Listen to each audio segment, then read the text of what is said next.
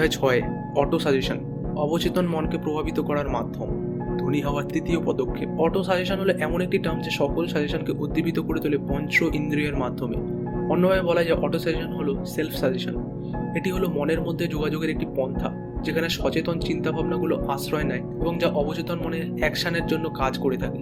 সচেতন মনের মাঝে বিদ্যমান কর্তৃত্বপরায়ণ চিন্তাভাবনাগুলো ভেতর দিয়ে অটো সাজেশনে পৌঁছে যায় অবচেতন মনের কাছে এবং এইসব ভাবনা দিয়ে তাকে প্রভাবিত করে। কোনো চিন্তাভাবনা হোক সেটা নেগেটিভ অথবা পজিটিভ, অটো সাজেশনের প্রিন্সিপালের সাহায্য ছাড়া অবচেতন মনে প্রবেশ করতে পারে না। প্রকৃতি মানুষকে এমনভাবে গড়ে তুলেছে যে তার সেই সব মেটেরিয়ালের ওপর পূর্ণ নিয়ন্ত্রণ রয়েছে যা তার পঞ্চ ইন্দ্রিয়ের মাধ্যমে তার অবচেতন মনে পৌঁছাবে। তবে অনেক মানুষই এটি অনুশীলন করে না বলে তাদের দিন কাটে দুঃখ দুর্দশায়। ধরে নিন, অবচেতন মন হলো একটি উর্বর বাগান, যেখানে কাঙ্ক্ষিত শস্য রোপণ না করলে বাগানটি ভরে উঠবে আগাছায়। অটো সাজেশন হলো নিয়ন্ত্রণের একটি মাধ্যম, যার সহায়তায় যে কেউ অবচেতন মনে সৃজনশীল চিন্তাভাবনার প্রবেশ করাতে পারে অথবা একে অগ্রাহ্য করে ধ্বংসাত্মক প্রকৃতির চিন্তাভাবনার প্রবেশের অনুমতি দিতে পারে। আকাঙ্ক্ষা নামক অধ্যায়টিতে যে 6টি পদক্ষেপের কথা বলা হয়েছে তার লিখিত স্টেটমেন্ট আপনাকে দিনে 2 বার করে জোরে জোরে পাঠ করার পরামর্শ দেওয়া হয়েছে, যেখানে অর্থ অর্জনের জন্য আপনার আকাঙ্ক্ষা ব্যক্ত হবে। আপনি দেখবেন এবং অনুভব করবেন যে আপনি কাঙ্ক্ষিত অর্থের মালিক বনে গেছেন।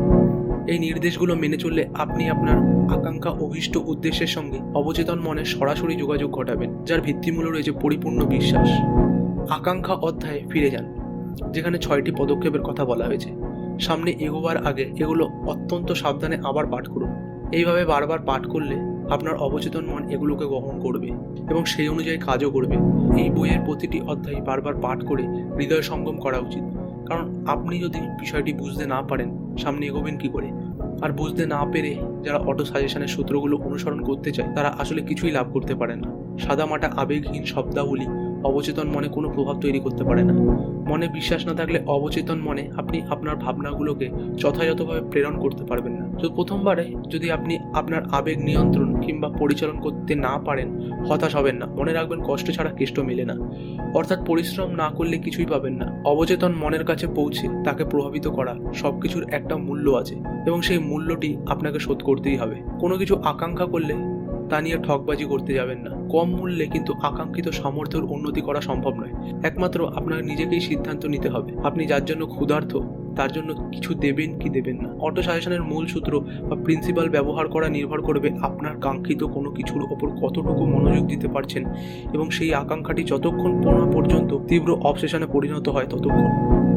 আপনি যখন দ্বিতীয় অধ্যায়ে বর্ণিত 6টি পদক্ষেপের সঙ্গে জড়িত নির্দেশগুলো পালন শুরু করবেন, তখন মনোযোগের সূত্রগুলো ব্যবহার করাও আপনার জন্য প্রয়োজনীয় হয়ে উঠবে। মনোযোগের কার্যকর ব্যবহার সম্পর্কে কিছু পরামর্শ দেওয়া যাক। আপনি যখন 6টি পদক্ষেপের প্রথমটি অনুসরণ করতে যাবেন, যেখানে আপনাকে নির্দেশ দেওয়া হয়েছে আপনি ঠিক কী পরিমাণ টাকা চাইছেন তা আগে মনে মনে ঠিক করে নিন। সেখানে আপনি টাকার পরিমাণের ওপর নিজের চিন্তাকে কেন্দ্রীভূত করুন। চোখ বুজে দেখার চেষ্টা করুন সেই পরিমাণ অর্থ। এই কাজটি প্রতিদিন অন্তত একবার করুন। এই অনুশীলন চালিয়ে যাওয়ার সময় বিশ্বাসের অধ্যায়ে যে সমস্ত নির্দেশ দেওয়া হয়েছে তা অনুসরণ করুন এবং দেখুন যে ঠিক ওই পরিমাণ টাকার মালিক আপনি হয়ে গেছেন। একটি কথা মনে রাখতে হবে, পূর্ণ বিশ্বাস নিয়ে যে আদেশ করা হয় তা কিন্তু অবচেতন মন মেনে নেয় এবং সেই আদেশ অনুসারে কাজ করে। যদিও এরকম আদেশ দিতে হবে বারংবার, অবচেতন মনকে এ কথায় বিশ্বাস করাতে হবে, কারণ আপনি নিজে একটি বিশ্বাস করেন যে আপনি কল্পনায় যে বিপুল পরিমাণ টাকা দেখছেন তা আপনার হওয়ার জন্য অপেক্ষা করছে। অবচেতন মন ওই টাকা পাওয়ার জন্য অবশ্যই আপনাকে পথ বদলে দেবে। নির্দিষ্ট একটি পরিকল্পনার জন্য অপেক্ষায় বসে থাকবেন না। মনে কোনো পরিকল্পনা এলেই তা নিয়ে লেগে পড়ুন কাজে। এরকম পরিকল্পনা ষষ্ঠ ইন্দ্রিয়ের সাহায্যে আপনার মনে চলে আসতে পারে অনুপ্রেরণার আকারে। এই অনুপ্রেরণাকে অসীম বুদ্ধিমত্তার কোনো ডাইরেক্ট টেলিগ্রাম কিংবা মেসেজও বলা চলে। একে সম্মানের সঙ্গে ব্যবহার করুন এবং পাওয়া মাত্র একে নিয়ে কাজে লেগে যান। ব্যর্থ হলে তা আপনার সাফল্যের জন্য ভয়ানক হয়ে উঠবে। 6টি পদক্ষেপের 4 নম্বরে বলা হয়েছে আপনার আকাঙ্ক্ষার বাস্তবায়নের জন্য নির্দিষ্ট কোনো পরিকল্পনা তৈরি করুন এবং পরিকল্পনা নিয়ে সঙ্গে সঙ্গে নেমে পড়ুন কাজে। আপনাকে এই নির্দেশটি মানতে হবে। নির্দেশাবলীর সারাংশ। এই বইটি আপনি পড়ছেন কারণ আপনি জ্ঞান আরোহণ করতে চান। এটি আরও ইঙ্গিত দিচ্ছে যে আপনি এ বিষয়ে একজন ছাত্র। আপনি যদি শুধু ছাত্রই হন, সুযোগ থাকে আপনি যা জানেন তা করতে পারবেন। তবে যেসব নির্দেশ বা পরামর্শ দেওয়া হবে তা যদি আপনি অবহেলা করেন কিংবা অনুসরণ করতে অস্বীকৃতি জানান, তাহলে আপনি ব্যর্থ হবেন। সন্তোষজনক ফলাফল পেতে হলে বিশ্বাস নিয়ে সকল নির্দেশ অবশ্যই অনুসরণ করতে হবে। দ্বিতীয় অধ্যায়ে যে 6টি পদক্ষেপের কথা বলা হয়েছে তার সারাংশ এখানে দেওয়া হলো। সঙ্গে এই অধ্যায়ের কিছু অংশেরও মিশ্রণ ঘটানো হলো। যেমন 1, কোনো নির্জন জায়গায় চলে যান। রাতের বেলা বিছানা সব থেকে ভালো। যেখানে কেউ আপনাকে বিরক্ত করবে না। চোখ বন্ধ করুন এবং জোরে জোরে বলুন, যাতে আপনি নিজে শুনতে পান সেই লিখিত স্টেটমেন্ট থেকে যেখানে আপনি কত টাকা আয় করার ইচ্ছা পোষণ করেছেন। ওখানে লেখা আছে ওই পরিমাণ টাকা কতদিনে উপার্জন করবেন। আপনি ওই নির্দেশগুলো পাঠ করার সময় দেখবেন ওই পরিমাণ টাকা পেয়ে গেছেন। আপনি বলবেন, আমি বিশ্বাস করি এই পরিমাণ টাকা আমি পাবো। আমার বিশ্বাস এতটাই প্রবল যে আমি এই পরিমাণ টাকা নিজের চোখের সামনে দেখতে পাচ্ছি। আমি হাত দিয়ে টাকাটাকে স্পর্শ করতে পারছি। এটি এখন আমার কাছে চলে আসার জন্য অপেক্ষা করছে। এই প্রোগ্রামটি রাত দিন সামানে চালিয়ে যান, যতক্ষণ না পর্যন্ত কল্পনায় টাকাটি দেখতে পাচ্ছেন। আপনার এই স্টেটমেন্ট বা বিবৃতির একটি লিখিত কপি এমন জায়গায় রাখবেন যেটি রাতে এবং সকালে আপনার চোখে পড়ে যায়। রাতে ঘুমাবার আগে এবং সকালে ঘুম থেকে উঠে এটি পাঠ করবেন। মনে রাখবেন, আপনি যখন এই নির্দেশগুলো মেনে চলছেন তখন কিন্তু অটো সাজেশনের নিয়মগুলো প্রয়োগ করছেন, যাতে এই আদেশগুলো আপনার অবচেতন মনে পৌঁছে যায়। এ কথাও স্মরণে রাখবেন, আপনার অবচেতন মন কেবলমাত্র আবেগ নির্ভর নির্দেশাবলী নিয়েই কাজ করবে, যাতে অনুভূতি থাকবে। আর বিশ্বাস হলো সব থেকে শক্তিশালী এবং উৎপাদনশীল অনুভূতি। শুরুতে এই নির্দেশগুলো মনে হবে বিমূর্ত, তবে তা নিয়ে বিচলিত হবেন না। শুরুতে যতই বিমূর্ত লাগুক না কেন, নির্দেশগুলো মেনে চলুন, তবে কিছুদিন পরে এগুলো আর বিমূর্ত মনে হবে না। মানুষের ধর্মই হলো সকল নতুন আইডিয়াকে সন্দেহের চোখে দেখে। তবে আপনি যদি নির্দেশগুলো অক্ষরে অক্ষরে পালন করেন, সন্দেহ দূর হয়ে গিয়ে সেখানে জায়গা করে নেবে বিশ্বাস। এবং একটি পর্যায়ে আপনি মন থেকে বলতে পারবেন, আমি আমার নিয়তির নিয়ন্ত্রক, আমি আমার আত্মার চালক। অনেক দার্শনিক এই কথা বলেছেন যে মানুষ তার নিয়তির নিয়ন্ত্রক। মানুষ নিজেই নিজের প্রভু হতে পারে, কারণ সে তার নিজের অবচেতন মনকে প্রভাবিত করার ক্ষমতা রাখে, আর এর সাহায্যে অসীম বুদ্ধিমত্তার সহযোগিতাও লাভ করে। আপনি এখন যে অধ্যায়টি পড়ছেন, এতে এই দর্শনটির প্রধান বৈশিষ্ট্য রয়েছে।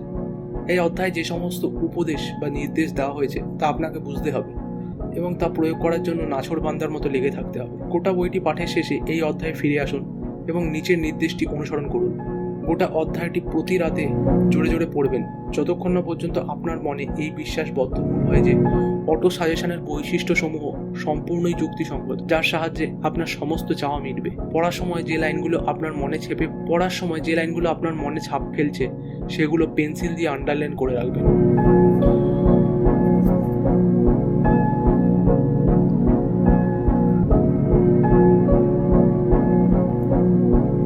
অধ্যায় 7, ব্যক্তিগত অভিজ্ঞতা কিংবা পর্যবেক্ষণ। ধনী হওয়ার চতুর্থ পদক্ষেপ।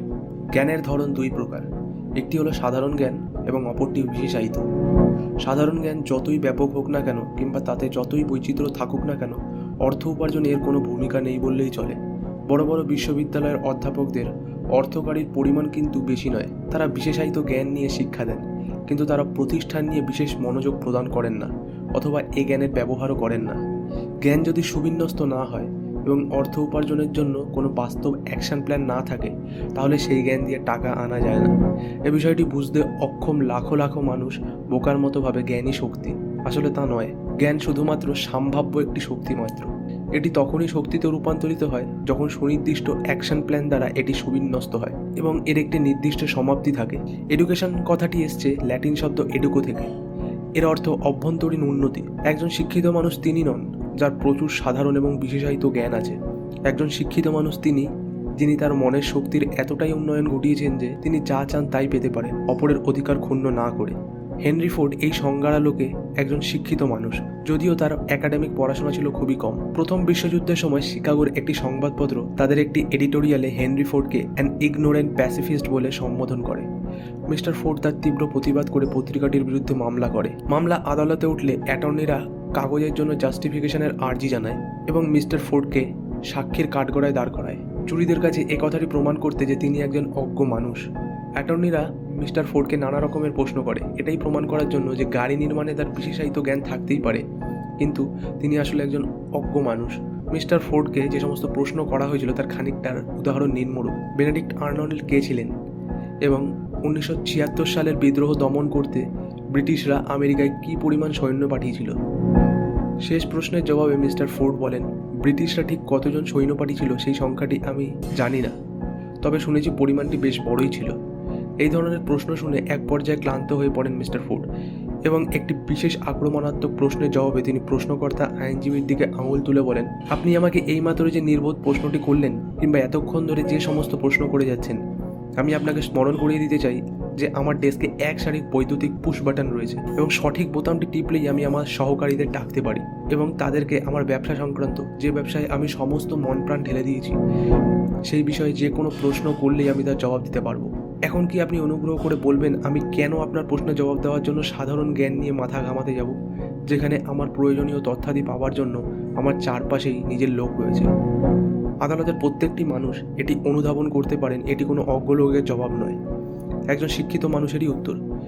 সেই শিক্ষিত যে জানে প্রয়োজনে কোথা থেকে জ্ঞান আরোহণ করা যাবে এবং ওই জ্ঞান নির্দিষ্ট প্ল্যান অফ অ্যাকশনে কাজে লাগানো যাবে। হেনরি ফোর্ড তার মাস্টার মাইন্ড দলটির সাহায্যে সমস্ত বিশেষায়িত জ্ঞান অর্জন করতেন এবং তা কাজে লাগিয়ে তিনি আমেরিকার অন্যতম ধনী ব্যক্তিতে পরিণত হয়েছিলেন। ওই সব জ্ঞান তার মস্তিষ্কে থাকার প্রয়োজন ছিল না। আপনি অর্থ উপার্জনে আপনার সামর্থ্য আকাঙ্ক্ষায় রূপান্তরিত করার আগে বিশেষায়িত জ্ঞান অর্জন করে নেবেন। এটি অর্জন করার জন্য হয়তো আপনার অধিক পরিমাণ বিশেষায়িত জ্ঞানের প্রয়োজন হতে পারে, আর সেক্ষেত্রে আপনাকে সাহায্য করবে আপনার master mind group. Andrew Carnegie স্বীকার করেছিলেন তিনি ব্যক্তিগতভাবে ইস্পাত ব্যবসার টেকনিক্যাল ব্যাপারগুলো কিছুই বুঝতেন না, আর জানার যে খুব একটা আগ্রহ ছিল তাও নয়। তিনি ইস্পাত ম্যানুফ্যাকচারার এবং মার্কেটিংয়ের জন্য যেইটুকু বিশেষায়িত জ্ঞান অর্জন করেছিলেন তার পুরোটাই মাস্টার মাইন্ড গ্রুপের কাছ থেকে।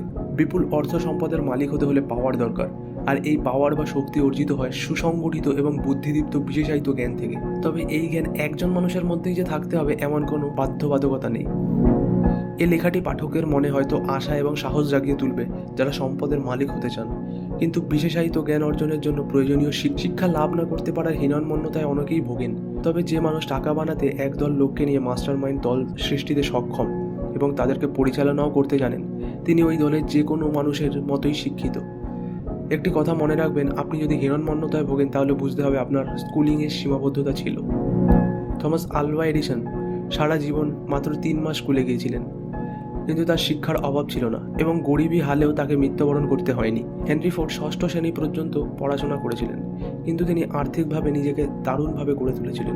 সফল মানুষেরা তাদের প্রধান উদ্দেশ্য পূরণে কখনো বিশেষায়িত জ্ঞান অর্জনে পিছু পা হয় না। যারা অসফল তারা ভাবে একাডেমিক পড়ালেখার খতম করলেই বুঝি সমস্ত জ্ঞান আরোহণ হয়ে গেল। সত্যি কথা বলতে কি, এই যে স্কুলিং বা স্কুল কলেজ বিশ্ববিদ্যালয়ে পড়ালেখা করে বাস্তব জ্ঞান খুবই কম অর্জন করা যায়। অধ্যায় 8, কল্পনা শক্তি, মনের কর্মশালা, ধনী হওয়ার 5ম পদক্ষেপ। কল্পনাকে আক্ষরিক অর্থেই মনের ওয়ার্কশপ বা কর্মশালা বলা চলে, যেখানে মানুষ সব রকমের পরিকল্পনা সৃষ্টি করে। বলা হয় মানুষ যা কল্পনা করে তার সব কিছুই সে সৃষ্টি করতে পারে। কল্পনা শক্তির দ্বারা মানুষ কত কিছুই না আবিষ্কার করেছে। সে আকাশকে জয় করেছে, সে বাতাসকে জয় করেছে। ইথারের মাধ্যমে এখন সারা পৃথিবীতে পৌঁছে যাচ্ছে খবর। সে লক্ষ কোটি মাইল দূরে সূর্যের ওজন পরিমাপ করছে, তাকে বিশ্লেষণ করছে। সবকিছুই সম্ভব হয়েছে কল্পনার সাহায্যে। মানুষ আবিষ্কার করেছে তার নিজের মস্তিষ্কই চিন্তার কম্পন আদান প্রদানের একটি স্টেশন, এবং এখন শিখছে কিভাবে এই আবিষ্কারের বাস্তব ব্যবহার করা যায়। সে গাড়ির গতি বৃদ্ধি করেছে, এখন সে ঘন্টায় 300 মাইলেরও বেশি স্পিডে চলতে সক্ষম। এমন একটা সময় আসবে যখন লোকে ব্রেকফাস্ট করবে নিউ ইয়র্কে এবং লাঞ্চ খাবে স্যান ফ্রান্সিসকোয়। 1930 দশকের বাস্তবতায় এটি তখন শুধুমাত্র কল্পনা হলেও এখন সেটি আর কল্পনা নয়, পাঠক জানেন। মানুষের একমাত্র সীমাবদ্ধতা হলো কল্পনা শক্তির ব্যবহার এবং তার উন্নয়ন। কল্পনা শক্তিকে কাজে লাগিয়ে উন্নতির শীর্ষে এখনও সে পৌঁছাতে পারেনি। তার যে কল্পনা শক্তি রয়েছে এবং তা যে প্রাথমিকভাবে ব্যবহার করা চলে, সে বিষয়টি সে মাত্রই আবিষ্কার করেছে। কল্পনার 2টি রূপ। কল্পনার 2টি রূপ, একটি সিনথেটিক ইমাজিনেশন বা সংশ্লেষণী কল্পনা এবং অপরটি ক্রিয়েটিভ ইমাজিনেশন বা সৃজনশীল কল্পনা। সংশ্লেষণী কল্পনা এই কল্পনা শক্তির সাহায্যে লোকে পুরনো ধ্যান ধারণা, আইডিয়া কিংবা পরিকল্পনাকে নতুন কম্বিনেশনে বা সংযুক্তিতে যুক্ত অথবা মিশ্রণ ঘটাতে পারে। তবে এ শক্তি বা ক্ষমতা কিছুই সৃষ্টি করে না। এ শক্তি বেশিরভাগই ব্যবহার করে থাকেন আবিষ্কর্তারা। তবে 2-1জন ব্যতিক্রমীও রয়েছেন যারা সৃজনশীল কল্পনা নিয়ে কাজ করেন যখন তিনি সংশ্লেষণী কল্পনা দিয়ে নিজের সমস্যার সমাধান করতে পারেন না। তখন সৃজনশীল কল্পনা শক্তির সাহায্যে মানুষ সসীম মনের সঙ্গে অসীম বুদ্ধিমত্তার সরাসরি সংযোগ ঘটান। এই শক্তির সাহায্যে অনুমান, অনুপ্রেরণা ইত্যাদি বিষয়গুলো মনের মধ্যে রিসিভ করা হয়। এই শক্তির দ্বারাই সকল বেসিক কিংবা নতুন আইডিয়াগুলোকে দেওয়া হয় মানুষকে। এই শক্তি বা ক্ষমতার সাহায্যে মনের অন্যান্য চিন্তার কম্পন রিসিভ করা হয়। এর সাহায্যেই অন্য মানুষের অবচেতন মনের সঙ্গে যোগাযোগ ঘটানোও সম্ভব। সৃজনশীল কল্পনা কাজ করে স্বয়ংক্রিয়ভাবে। ব্যবসা বাণিজ্য, শিল্প এবং ফিন্যান্সের মহারথী সহ প্রখ্যাত চিত্রশিল্পী, সঙ্গীত পরিচালক, কবি এবং লেখকরা বিখ্যাত হতে পেরেছেন তারা সৃজনশীল কল্পনার শক্তিকে কাজে লাগিয়েছিলেন বলে। সংশ্লেষণী এবং সৃজনশীল উভয় কল্পনা শক্তি ব্যবহারের মাধ্যমে অধিকতর সতর্ক হয়ে ওঠে। যেভাবে ব্যায়ামের মাধ্যমে শরীরের পেশি পুষ্ট করে তোলা হয় সেই রকম। আকাঙ্ক্ষা একটি চিন্তা, একটি আবেগ মাত্র, এটি ঝাপসা এবং স্বল্পস্থায়ী, এটি বিমূর্ত, এটি মূল্যহীন যদি না একে শারীরিক রূপ দেওয়া হয়। আপনি যদি নির্জীব থাকেন তাহলে আপনার কল্পনা শক্তিও দুর্বল হয়ে যেতে পারে। এই শক্তির মৃত্যু ঘটে না, তবে ব্যবহারের অভাবে নিশ্চল হয়ে পড়ে। আপনার মনোযোগ কেন্দ্রীভূত করুন কিছুক্ষণের জন্য হলেও, যাতে আপনার সংশ্লেষণী কল্পনার উন্নতি ঘটে। কারণ আকাঙ্ক্ষাকে টাকায় রূপান্তরিত করতে হলে এই শক্তির ব্যবহার প্রায় প্রয়োজন হয়ে পড়বে। অস্পর্শনীয় আবেগের রূপান্তর বা আকাঙ্ক্ষাকে পরিণত করতে হবে স্পর্শনীয় বাস্তবে, যার নাম টাকা। এর জন্যই প্রয়োজনীয় পরিকল্পনা। আর এই পরিকল্পনা তৈরি হবে কল্পনার সাহায্যে, বিশেষ করে সংশ্লেষণী শক্তির সাহায্যে। এই বইটি আগাগোড়া পড়ার পর এই অধ্যায়ে আবার ফিরে আসুন এবং একটি বা একাধিক পরিকল্পনা তৈরিতে আপনার কল্পনা শক্তিকে কাজে লাগান। কীভাবে পরিকল্পনা করবেন তার বিস্তারিত বর্ণনা প্রায় প্রতিটি অধ্যায়ে দেওয়া আছে। আপনার কাজে লাগে এরকম নির্দেশাবলী বেছে নিন। পরিকল্পনাগুলো নোট করুন খাতায়, যদি আপনি ইতিমধ্যেই তা করে না থাকেন। আপনি যে মুহূর্তে এই কাজটি শেষ করবেন সেই মুহূর্তেই অস্পর্শনীয় আকাঙ্ক্ষার নিরেট একটা কাঠামো পেয়ে যাবেন। কিভাবে কল্পনার বাস্তব ব্যবহার করবেন? সকল ধন সম্পদের শুরুর পয়েন্টই হলো আইডিয়া, আর আইডিয়া সৃষ্টি হয় কল্পনা থেকে। একটি গল্প বলি শুনুন। 50 বছর আগের এক বৃদ্ধ গ্রাম্য চিকিৎসক ঘোড়ায় চড়ে শহরে এসেছিলেন। তিনি ঘোড়াটিকে বেঁধে রেখে একটি ওষুধের দোকানের খিড়কির দুয়ার দিয়ে ভেতরে প্রবেশ করলেন। তরুণ দোকানিটির সঙ্গে কথা বলতে শুরু করলেন তিনি। তার উদ্দেশ্য ছিল বহুজনের মধ্যে সম্পদ বিতরণ। ঘণ্টাখানেক দুজনে নিচু গলায় গল্প করলেন। তারপর চলে গেলেন বৃদ্ধ ডাক্তারটি। ফিরে এলেন একজন ভারী এবং সেকেলে কেটলি এবং কাঠের একটি বড় হাতল নিয়ে। এগুলো দোকানের পিছনে রাখলেন। দোকানি কেটলিটি পরখ করে দেখে পকেটে যা ছিল সব ডাক্তারকে দিয়ে দিল। মোট $500 মতো ছিল। ডাক্তার বিনিময়ে তাকে একটি ছোট্ট কাগজ দিলেন, যাতে একটি গোপন ফর্মুলা লেখা ছিল। ওই ছোট কাগজটিতে যা লেখা ছিল তা একজন রাজার ধনভাণ্ডারের ধনরত্নের সমান মূল্যের। ওই জাদুর শব্দগুলো নিয়ে কেটলির পানি ফোটানো যেত। তবে ডাক্তার কিংবা দোকানি কেউই জানতো না কেটলি থেকে কী দামি সম্পদ বেরোবে। $500 জিনিস বিক্রি করে ডাক্তার খুব খুশি। এ দিয়ে তার দেনা শোধ করা যাবে এবং তিনি পাবেন মনের স্বাধীনতা। দোকানি এক টুকরো কাগজ এবং পুরনো একটি কেটলির বদলে সারা জীবনের সঞ্চয় ব্যয় করে বিরাট একটি ঝুঁকি নিয়ে ফেলেছিল। সে কোনোদিন স্বপ্নেও দেখেনি তার বিনিয়োগ আলাদিনের চেরাগের মতো জাদুকরি কাজ দেখাবে এই কেটলি থেকে। সে রাশি রাশি সোনা পাবে। আসলে দোকানি যা কিনেছিল তা হলো আইডিয়া। ওই পুরনো কেটলি, কাঠের হাতল, কাগজে গোপন মেসেজ ইত্যাদি সবই ছিল এক আনুষঙ্গিক বিষয়। কেটলির নতুন মালিক এতে একটা উপাদানের কিছু গোপন জিনিস মেশালে কেটলিটি রীতিমতো ম্যাজিক দেখাতে শুরু করে। আর এর কথাটি বুড়োটি কিছুই জানতেন না। এই গল্পটি মনোযোগ দিয়ে পড়ুন এবং আপনার কল্পনা শক্তির একটা পরীক্ষা নিন। দেখুন আপনি বুঝতে পারেন কিনা যে তরুণটি গোপন মেসেজে কি যোগ করেছিল যাতে কেটলি থেকে রাশি রাশি স্বর্ণমুদ্রা পাওয়া গিয়েছিল। তবে মনে রাখবেন, আপনি যেটি পড়ছেন তা আরব্য রজনীর কোনো গল্প নয়। আপনি এখানে একটি ফ্যাক্টের ঘটনা পড়লেন, যা ফিকশনের চেয়েও বৈচিত্র্যময়। এই ফ্যাক্টের শুরু আইডিয়া হিসাবে। এখন দেখা যাক এই আইডিয়া কী পরিমাণ স্বর্ণ সম্পদ উৎপাদন করেছিল। এটি আগেও করেছে। এখন গোটা পৃথিবী জুড়ে নারী পুরুষ সম্পদ বিলোচ্ছে। তারা কেটলির উপাদানগুলো লাখ লাখ মানুষের মাঝে বিতরণ করছে। পুরনো কেটলিটি এখন বিশ্বের অন্যতম বৃহৎ চিনি ব্যবসায় পরিণত হয়েছে, যা হাজার হাজার মানুষকে ইক্ষু উৎপাদনের কাজ জুগিয়েছে। তারা আখের রস দিয়ে চিনি বানিয়ে বাজারজাত করছে। এই পুরনো কেটলি বছরে লাখ লাখ কাচের বোতল বিক্রি করছে। বিপুল পরিমাণ কাজ শ্রমিকদের জন্য চাকরি যোগাচ্ছে। পুরনো কেটলি গোটা দেশ জুড়ে শত শত ক্লার্ক, স্টেনোগ্রাফার, কপিরাইটার এবং অ্যাডভার্টাইজিং এক্সপার্টদের কর্মসংস্থান সৃষ্টি করছে। পুরনো কেটলিটি একটি ছোট দক্ষিণী শহরকে দক্ষিণের বাণিজ্য রাজধানী বানিয়ে দিয়েছে, যেটি এখন প্রত্যক্ষ এবং পরোক্ষভাবে শহরের প্রতিটি আদিবাসীর উপকার করছে। এই আইডিয়া বিশ্বের প্রতিটি সভ্য দেশের উপকার করেছে। যারা একে স্পর্শ করেছে তারাই সোনার মালিক হতে পেরেছে। কেটলি সোনা দক্ষিণের বিখ্যাত একটি কলেজ তৈরিতে ভূমিকা রেখেছে, যেখানে সহস্রাধিক তরুণ সাফল্য অর্জনের জন্য প্রয়োজনীয় ট্রেনিং পাচ্ছে। পুরনো কেটলিটি আরও কিছু দারুণ জিনিস করেছে। বিশ্বের অর্থনৈতিক মন্দার সময় যখন কারখানা, ব্যাংক এবং বিজনেস হাউসগুলো বন্ধ হয়ে যাচ্ছিল এবং হাজার হাজার মানুষ বেকার হয়ে পড়ছিল, ওই সময় এই জাদুর কেটলি বিশ্বজুড়ে বহু নারী পুরুষদের চাকরির সংস্থান করেছে, যাদের অনেকেই এখন আগের থেকে এই আইডিয়াটির প্রতি বিশ্বাস ছিল। পিতলের পুরনো কেটলিটি যদি কথা বলতে পারত, এটি প্রতিটি ভাষায় রোমান্সের রোমাঞ্চকর গল্প তুলে ধরত। এ হলো প্রেমের রোমান্স, বিজনেসের রোমান্স, পেশাদার নারী পুরুষের রোমান্স, যারা প্রতিদিন এর দ্বারা উদ্দীপিত হয়। এ বইয়ের লেখকও এমন একটি রোমান্সের অংশীদার। যেখানে বসে ওষুধের দোকানদার কেটলি কিনেছিল, সেখান থেকে বেশি দূরে ছিলেন না লেখক। এখানেই লেখক তার স্ত্রীর সঙ্গে সাক্ষাৎ করেন এবং তার স্ত্রী প্রথম লেখককে জাদুর কেটলিটির গল্প বলেন, কেটলির একটি পানীয় পান করতে করতে লেখক তার স্ত্রীকে বিয়ের প্রস্তাব দেন। এখন আপনারা জানেন জাদুর কেটলিটার ভেতরে ছিল একটি পানীয়। এ পানীয় পান করে লেখক উজ্জীবিত হতেন, আর সেই পানীয়টির নাম কোকাকোলা। একটি সিঙ্গেল আইডিয়া থেকে এই কোকাকোলার জন্ম, যা তার মালিককে বিপুল সম্পদের অধিকারী করেছে। আর সেই গোপন ফর্মুলাটা ছিল কল্পনা। কোকাকোলা বিশ্বের 1 নম্বর পছন্দের একটা ড্রিঙ্কস। এই পানীয় পৃথিবী জুড়ে মানুষের কর্মসংস্থান করেছে, কারি কারি টাকা পেয়েছেন এবং পাচ্ছেন এর মালিক। আর সবকিছুই সম্ভব হয়েছে শুধুমাত্র কল্পনা শক্তিকে কাজে লাগিয়ে। অধ্যায় 9, সংগঠিত পরিকল্পনা। আকাঙ্ক্ষাকে স্ফটিক স্বচ্ছ করে তোলা, ধনী হওয়ার ষষ্ঠ পদক্ষেপ। আপনি জেনেছেন যে মানুষ যা তৈরি করে কিংবা অর্জন করে তার শুরুটা হয় আকাঙ্ক্ষার আকারে। আকাঙ্ক্ষা যাত্রার প্রথম পদক্ষেপ গ্রহণ করে। বিমূর্ত থাকে মূর্ততায়, যা তৈরি হয় কল্পনার কর্মশালায়, এবং যেখানে প্ল্যান বা পরিকল্পনা সমূহ সৃষ্টি হয় ও সংগঠিত হয়। তৃতীয় অধ্যায়ে আপনাকে 6টি সুনির্দিষ্ট বাস্তব পদক্ষেপ গ্রহণ করতে বলা হয়েছিল, যেখানে প্রথম পদক্ষেপটি অর্থ উপার্জনের আকাঙ্ক্ষাকে রূপান্তরিত করে অর্থের সামর্থ্য হিসাবে বিবেচনা করতে বলা হয়েছে। এখন আপনাকে কিছু পরামর্শ দেওয়া হবে যা প্র্যাকটিক্যাল প্ল্যান গঠনে সহায়ক ভূমিকা রাখবে। কিছু সৃষ্টি বা নির্মাণের জন্য যত লোক দরকার তাদেরকে নিয়ে একটি গ্রুপ বা দল তৈরি করুন। মাস্টার মাইন্ডের প্রিন্সিপাল অনুসরণ করে আপনার পরিকল্পনাগুলি করে ফেলুন, যা দিয়ে অর্থ উপার্জন করতে পারবেন। মাস্টার মাইন্ড গ্রুপ তৈরির আগে ভেবে নিন আপনার দলের লোকদের কী কী সুবিধা দিতে পারবেন তাদের সহযোগিতার বদলে। কিছুই না পেলে কেউ কাজে আসতে চায় না। যথেষ্ট পরিমাণ কম্পেনসেশন না পেলে কোনো বুদ্ধিমান মানুষই আপনার সঙ্গে কাজ করতে আগ্রহ বোধ করবে না। তবে সেই কম্পেনসেশন বা ক্ষতিপূরণ যে আর্থিক মূল্যেরই হতে হবে তা কিন্তু নয়।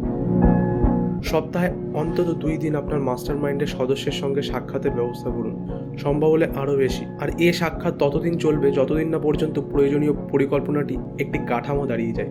আপনার এবং আপনার মাস্টার মাইন্ড গ্রুপের প্রতিটি সদস্যের সঙ্গে যথার্থ ঐক্যতান গড়ে তুলুন। এটি যদি গড়ে তুলতে না পারেন তাহলে আপনি আপনার আকাঙ্ক্ষা পূরণে ব্যর্থ হবেন। পারফেক্ট হারমোনি ব্যতীত মাস্টার মাইন্ড গড়ে তোলার উদ্দেশ্য কোনোভাবেই সফল হবে না। পৃথিবীর কোনো মানুষই যথেষ্ট অভিজ্ঞতা সম্পন্ন উচ্চশিক্ষিত নয়, এবং বিপুল অর্থ সম্পদ গড়ে তোলার মতো জ্ঞানও তাদের নেই। অন্যদের সহযোগিতা তাদের অবশ্যই প্রয়োজন। আপনি যে পরিকল্পনাটি গ্রহণ করুন না কেন তার বাস্তবায়ন ঘটাতে হলে মাস্টার মাইন্ড গ্রুপের সাহায্য লাগবেই। আপনি নিজেই পরিকল্পনা করতে পারেন, পুরোটা অথবা অংশবিশেষ। তবে নিশ্চিন্ত হয়ে নেবেন যে ওই পরিকল্পনা যেন আপনার মাস্টার মাইন্ড গ্রুপের সদস্যরা পরীক্ষা করে দেখে নেয় এবং এতে অনুমোদন প্রদান করে। প্রথম যে পরিকল্পনাটি আপনি গ্রহণ করছেন তা সফল না হলে আরেকটি প্ল্যান করুন। নতুন এই পরিকল্পনাটিও মুখ থুবড়ে পড়লে আরেকটি পরিকল্পনা করবেন। সঠিক পরিকল্পনাটি কাজে না লাগা পর্যন্ত প্ল্যান করেই যান। বেশিরভাগ মানুষ কেন ব্যর্থ হয় জানেন? তাদের লেগে থাকার ধৈর্য নেই।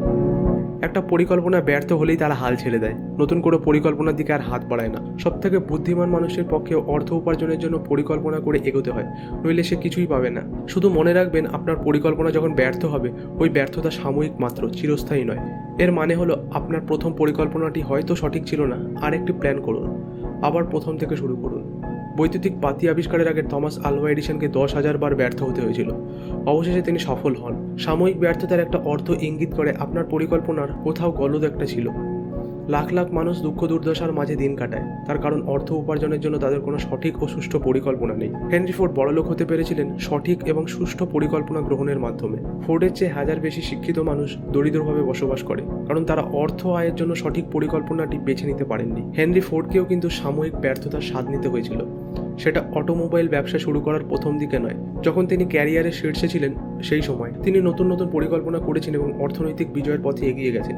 আমরা বড় বড় মানুষদের সাফল্যতাই শুধু দেখি, কিন্তু তারা যে সাময়িকভাবে কত ব্যর্থতার সম্মুখীন হয়েছিলেন সেই বিষয়গুলো এড়িয়ে যাই। যখন ব্যর্থ হবেন বুঝে নেবেন আপনার পরিকল্পনা সুষ্ঠু না হওয়ার এটি একটি সংকেত। নতুন করে পরিকল্পনা করুন এবং ইপ্সিত লক্ষ্যের দিকে আবার শুরু করুন যাত্রা। লক্ষ্যে পৌঁছাবার আগেই হাল ছেড়ে দিলে আপনি হবেন একজন কুইটার, অর্থাৎ যে দায়িত্ব পালন করে না বা কাজ শেষ না করে চলে যায়। একজন কুইটার কখনোই জিততে পারে না এবং একজন বিজয়ী কখনো হাল ছাড়ে না। এই কাজটি একটি কাগজে বড় বড় করে লিখে খাটের সামনে বা কোথাও সেটে রাখুন, যাতে ঘুমোতে যাওয়ার সময় প্রতি রাতে কথাটি আপনার চোখে পড়ে এবং সকালে ঘুম থেকে উঠেও লেখাটি দেখতে পান। আপনি যখন মাস্টার মাইন্ড দল তৈরি করবেন তখন এমন সব লোকদের বাছাই করবেন যারা পরাজয় ভীত নয়, পরাজয়কে যারা পাত্তাই দেয় না। কিছু বোকা লোক বিশ্বাস করেন টাকা দিয়েই শুধু টাকা বানানো যায়। এই কথা সত্য নয়। একমাত্র আকাঙ্ক্ষা দিয়েই অর্থ উপার্জন সম্ভব। টাকা কথা বলতে পারে না, নাড়াচাড়া করতে জানে না, তবে কোনো মানুষ যখন তাকে কাছে ডেকে নেয় তখন সে তার আহ্বান শুনতে পায়। পৃথিবীতে 2 ধরনের লোক আছে। এক ধরনের মানুষ নেতা বা লিডার, অন্যটি অনুসারী বা ফলোয়ার। আপনি নেতা হবেন নাকি অনুসারী সেটা আগে ঠিক করুন। অনুসারী হওয়ার মধ্যে কোনো অসম্মান নেই বটে, তবে একজন অনুসারী হয়ে থাকাও কোনো কাজের কথা নয়। বেশিরভাগ নেতাই শুরুতে অনুসারী ছিলেন, তবে তারা ছিলেন বুদ্ধিমান অনুসারী। অল্প কিছু উদাহরণ বাদে যে মানুষ একজন নেতাকে বুদ্ধি দিয়ে অনুসরণ করতে পারে না, সে দক্ষ নেতাও হতে পারে না। আর যে লোক তার নেতাকে দক্ষতার সাথে অনুসরণ করে, সে খুব দ্রুত নিজের নেতা হয়ে ওঠে। একজন বুদ্ধিমান অনুসারীর নানান সুবিধা থাকে। এর মধ্যে একটি হলো সে তার নেতার কাছ থেকে জ্ঞান আরোহণের সুযোগ লাভ করে। নেতৃত্বের প্রধান গুণ। একজন নেতার নিম্নলিখিত গুণগুলো অবশ্যই থাকা দরকার। প্রথম, প্রচণ্ড সাহস। একজন নেতাকে প্রচণ্ড সাহসী হতে হবে। যে নেতার সাহস এবং আত্মবিশ্বাস নেই, কেউ তার অনুসারী হতে চায় না। কোনো বুদ্ধিমান অনুসারী এই রকম নেতার অধীনে খুব বেশি দিন কাজ করে না। আত্মনিয়ন্ত্রণ। যে লোক নিজেকে নিয়ন্ত্রণ করতে জানে না, সে অন্যদেরকেও নিয়ন্ত্রণ করতে পারে না। বিচার বুদ্ধি। একজন নেতার পক্ষে বিচার বুদ্ধি থাকতে হবে, নইলে কেউ তাকে মানতে চাইবে না। সিদ্ধান্তে দৃঢ়তা। যে লোক দৃঢ় সিদ্ধান্ত গ্রহণে অক্ষম, সবাই তাকে দুর্বল মানুষ বলেই ভাববে। এই ধরনের লোক অন্যদেরকে সফলভাবে নেতৃত্ব দিতে পারবে না। স্বার্থহীন পরিকল্পনা। একজন সফল নেতা অবশ্যই পরিকল্পনা করে কাজ করবেন। যার কোনো সুনির্দিষ্ট পরিকল্পনা নেই, তাকে রাডারবিহীন জাহাজের সঙ্গে তুলনা করা যায়। আজ হোক বা কাল সেই নেতা পাহাড়ের গায়ে গিয়ে ধাক্কা খাবেনি। অতিরিক্ত কাজ করার অভ্যাস। একজন ভালো নেতার অবশ্যই অতিরিক্ত কাজ করার অভ্যাস থাকতে হবে। সেই সদিচ্ছা বজায় রাখতে হবে মনে। সদাশয় ব্যক্তিত্ব। অগোছালো, অসাবধানী এবং নির্লিপ্ত স্বভাবের মানুষ কখনোই সফল নেতা হতে পারে না। নেতৃত্বকে সবাই সম্মানের চোখে দেখে। যে নেতা সদাশয় ব্যক্তিত্বের অধিকারী হন, তাকে তার অনুসারীরা কখনো সম্মান করবেন না। সহানুভূতিশীল এবং বুঝদার। একজন সফল নেতাকে অবশ্যই তার অনুসারীদের প্রতি সহানুভূতিশীল এবং বুঝদার থাকতে হবে। তাদের সমস্যাগুলো তাকে বুঝতে হবে। সর্বজ্ঞান সম্পন্ন। সর্বজ্ঞান সম্পন্ন একজন নেতাই সফল নেতা হওয়ার যোগ্যতা রাখেন। দায় স্বীকারের সদিচ্ছা।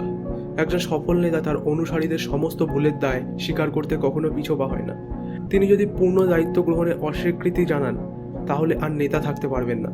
তার দলের কোনো অনুসারী যদি কোনো ভুল করে ফেলে অথবা নিজেকে অযোগ্য বলে প্রমাণ করে, তাহলে তার দায় স্বীকার করতে হবে ওই কর্মীর নেতাকেই। সহযোগিতা। একজন সফল নেতা বুঝদার হবেন এবং তার আচরণ হবে সহযোগিতামূলক। তার অনুসারীদের মাঝেও এই সহযোগী মনোভাবটিকে তিনি প্রবেশ করাবেন। ক্ষমতার জন্য নেতৃত্ব, আর ক্ষমতা পেতে হলে সহযোগিতা করা অবশ্যম্ভাবী। নেতৃত্ব দুই ধরনের হয়। প্রথম ধরনটি সর্বজন স্বীকৃত, আর তা হলো সর্বসম্মতির দ্বারা নেতা, যেখানে অনুসারীদের সহানুভূতি থাকে। অপরটি হলো গায়ের জোরে নেতা। এই শ্রেণীর নেতাদের প্রতি অনুসারীদের কোনো সহানুভূতি বা সম্মতি থাকে না। ইতিহাস সাক্ষী দেয়, গায়ের জোরে বনে যাওয়া নেতারা বেশি দিন ক্ষমতায় থাকতে পারে না। যুগে যুগে স্বৈরাচারী শাসক এবং রাজাদের পতন হয়েছে। এর কারণ অনুসারীরা এই নেতাদের মেনে নেয়নি। নেপোলিয়ন, জার্মানির কাইজার উইলহেলম, রাশিয়ার জার, স্পেনের রাজা, এরা সকলেই গায়ের জোরে বনে যাওয়া নেতাদের উদাহরণ। এরা খুব বেশি দিন কিন্তু নেতৃত্ব ধরে রাখতে পারেনি। নেতারা কেন ব্যর্থ হন, এর কারণগুলি হলো: নেতৃত্বে ব্যর্থতার 10টি কারণ। 1. সংগঠিত করার ব্যর্থতা। দক্ষ নেতৃত্বের জন্য সংগঠিত করার গুণ থাকতে হবে, নইলে নেতা ব্যর্থ হবেন। কোনো মানুষ, সে নেতা হোক বা অনুসারী, যদি বলে যে সে তার পরিকল্পনা পরিবর্তন কিংবা কোনো ইমার্জেন্সিতে তেমন মনোযোগ দিতে পারেননি, অন্য কাজে খুব বেশি ব্যস্ত থাকার কারণে, তাহলে কিন্তু সে পক্ষান্তরে নিজের অদক্ষতাকেই তুলে ধরল। একজন সফল নেতাকে অবশ্যই তিনি যে অবস্থাতে আছেন তার সঙ্গে সংশ্লিষ্ট সকল বিষয়কে পুঙ্খানুপুঙ্খ খোঁজ খবর রাখতে হবে। এর মানে অনুসারীদের সঙ্গে তার সার্বক্ষণিক যোগাযোগ থাকবে। 2. কাজ করতে অনীহা। প্রকৃত নেতারা কদাপি কাজ করতে অনীহা প্রকাশ করে না। ব্যর্থ নেতারাই কাজ করতে চায় না। 3. তারা যা জানে সেই জন্য কাজ না করে, বরং তারা যা জানে সেই জন্য প্রাপ্তির আশা করে। লোকে তাদেরকেই কিছু দেয় না যে নেতারা তাদের জন্য কাজ করে। কাজ না করে বসে থাকা নেতাদের লোকে প্রত্যাখ্যান করে। 4. অনুসারীদের সঙ্গে প্রতিযোগিতার ভয়। যে নেতা সবসময় ভয়ে থাকে, এই বুঝি তার কোনো অনুসারী তার জায়গা দখল করে বসলো, সে ব্যর্থ নেতা। 5. কল্পনা শক্তির অভাব থাকলে একজন নেতা জরুরি অবস্থার সময় কিছুই করতে পারে না। সে তার অনুসারীদের জন্য পরিকল্পনা তৈরিতে ব্যর্থ হয়। 6. স্বার্থপরতা। যে নেতা তার কর্মীদের কাজের ক্রেডিট নিজে নিয়ে নেয়, তাকে কেউ পছন্দ করে না। প্রকৃত নেতারা কখনো এই ধরনের কাজ করবে না। তিনি বরং তার অনুসারীদেরকে এই সম্মান দিতে পছন্দ করবেন। 7. অমিতচারী। একজন অমিতচারী নেতাকে তার অনুসারীরা সম্মান করে না, বরং কেউ অসংযমী এবং অমিতাচারী হলে নিজেই নিজের ধ্বংস ডেকে আনে। 8. অবিশ্বস্ততা। এটি আসলে তালিকার শীর্ষে থাকা উচিত। যে নেতা তার কর্মীদের প্রতি অবিশ্বস্ত, সে বেশি দিন নেতা হিসাবে টিকে থাকতে পারবে না। জীবনের পথে চলতে গিয়ে ব্যর্থ হওয়ার অন্যতম কারণও কিন্তু এই অবিশ্বস্ততা। 9. নেতৃত্বের কর্তৃত্বের ওপর জোর প্রদান। একজন দক্ষ নেতা তার অনুসারীদের পরিচালনা করবেন উৎসাহ দিয়ে, তাদের ভেতরে ভীতির সঞ্চার করে নয়। যে নেতা তার অনুসারীদের ওপর সবসময় কর্তৃত্ব ফলায় সে গায়ের জোরে নেতার ক্যাটাগরিতেই পড়ে যায়। একজন প্রকৃত নেতা সহানুভূতি, সদাচরণ, অপরকে বুঝবার ক্ষমতা ইত্যাদি গুণ দিয়েই অনুসারীদের ওপর কর্তৃত্ব চালিয়ে যেতে পারেন। সেই জন্য তাকে কখনো গায়ের জোর ফলানোর প্রয়োজন হবে না। 10. পদবীর ওপর গুরুত্ব প্রদান। একজন যোগ্য নেতার তার অনুসারীদের সম্মান লাভ করার জন্য কোনো পদবীর প্রয়োজন হয় না। যে লোক নিজের পদবিটাকে খুব বেশি গুরুত্ব দেয় সে অপরের হাসির পাত্রে পরিণত হয়।